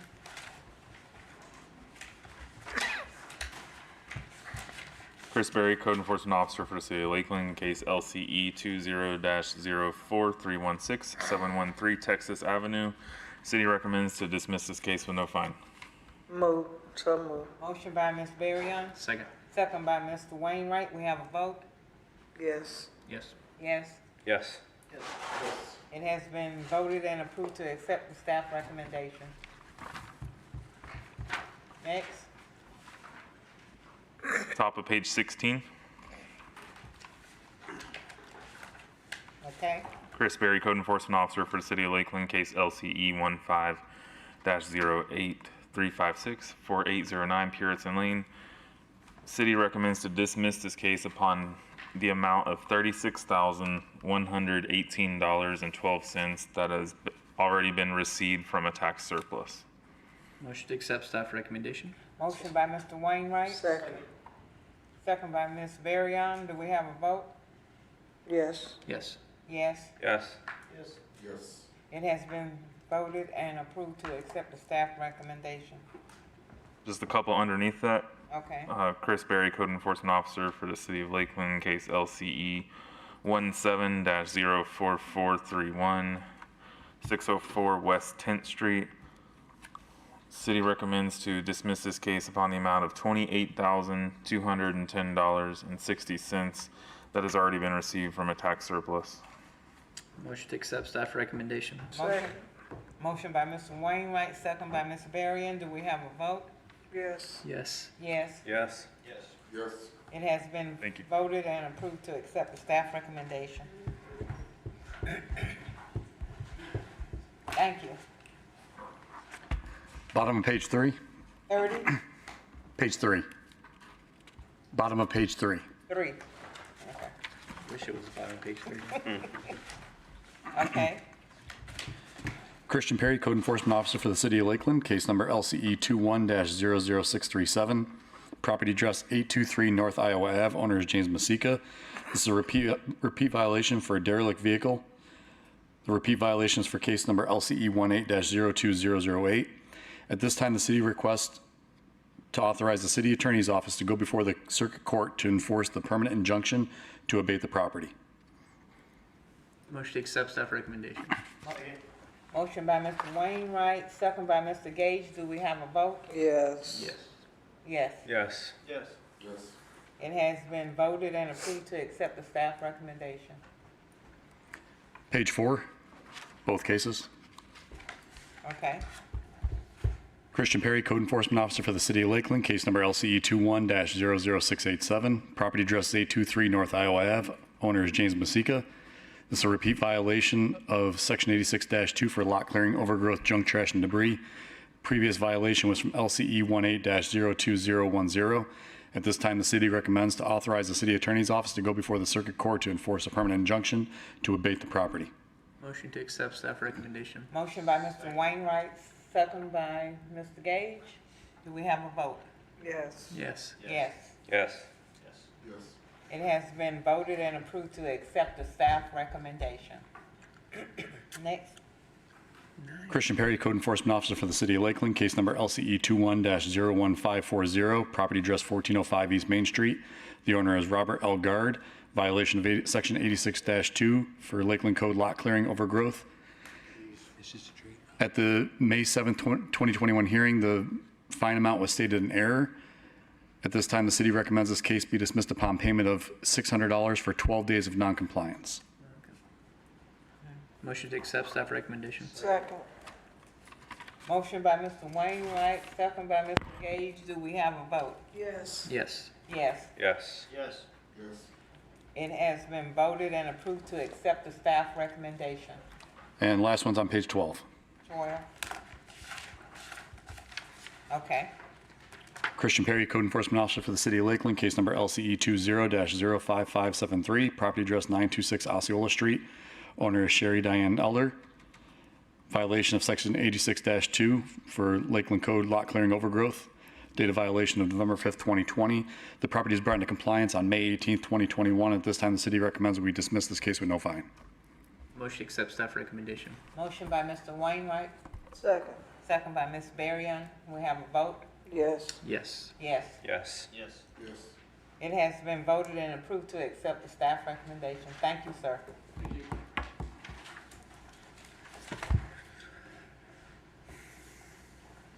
Okay. Reconsiderations. The motions are ordered for the cases on pages 2 through 4 in which the respondents did not appear is to deny the reconsideration. So second. So You just moved. pick. You pick. Motion by, motion by Mr. Gage, second by Mr. Wainwright. We vote? Yes. Yes. Yes. Yes. Yes. Yes. It has been voted and approved to accept the staff recommendation. Cases continue. The motions are ordered for the cases on pages 6 through 15 in which the respondents did not appear and are in compliance is that the fines be imposed as stated in the agenda. So moved. Moved by Ms. Berrien, Second. second by Mr. Gage. Oh, come on. We have a vote? Yes. Yes. Yes. Yes. Yes. It has been voted and approved to accept the staff recommendation. To dismiss with a fine, the motions are ordered for the cases on pages 16 through 19 in which the respondents did not appear is to dismiss with fines as listed in the agenda. So moved. Moved by Mr. Wainwright, Second. second by Mr. Duke. Do we have a vote? Yes. Yes. Yes. Yes. Yes. Yes. It has been voted and approved to accept the recommendation. Dismiss with no fine. The motions are ordered for the cases on pages 20 through 28 that are now in compliance is to dismiss with no fine. So moved. Moved by Ms. Berrien, Second. second by Mr. Wainwright. Do we have a vote? Yes. Yes. Yes. Yes. Yes. Yes. Thank you. It has been voted and approved to accept the staff recommendation. And that looks like all I can see for today. That was gonna be a short one. If we don't have anything Well, else. again, I'd like to thank you for your service. It's not an easy job, as you saw today. Things weren't exactly smooth, and sometimes it's good, sometimes it's bad. So it's a tough job you have, and I thank you. I just want to let you know this is my last code enforcement board. I'm going to be retiring next Friday, so Oh, no. What? Oh, I no. appreciate you more than you know, and we'll see what the future holds for y'all. So again, thank you for all your service, and we appreciate it. Thank you, Jim. You can't do that, Jim. What? No. What surprise? We're not closing this out. Wait. I love Jim and everything, but Oh, my goodness. So jealous. Jim, do we have a name? Do you have a replacement? No. No. I've been trying to get it out of somebody, but I can't get an answer. But we got to talk. You kept that top secret. I'm saying. No.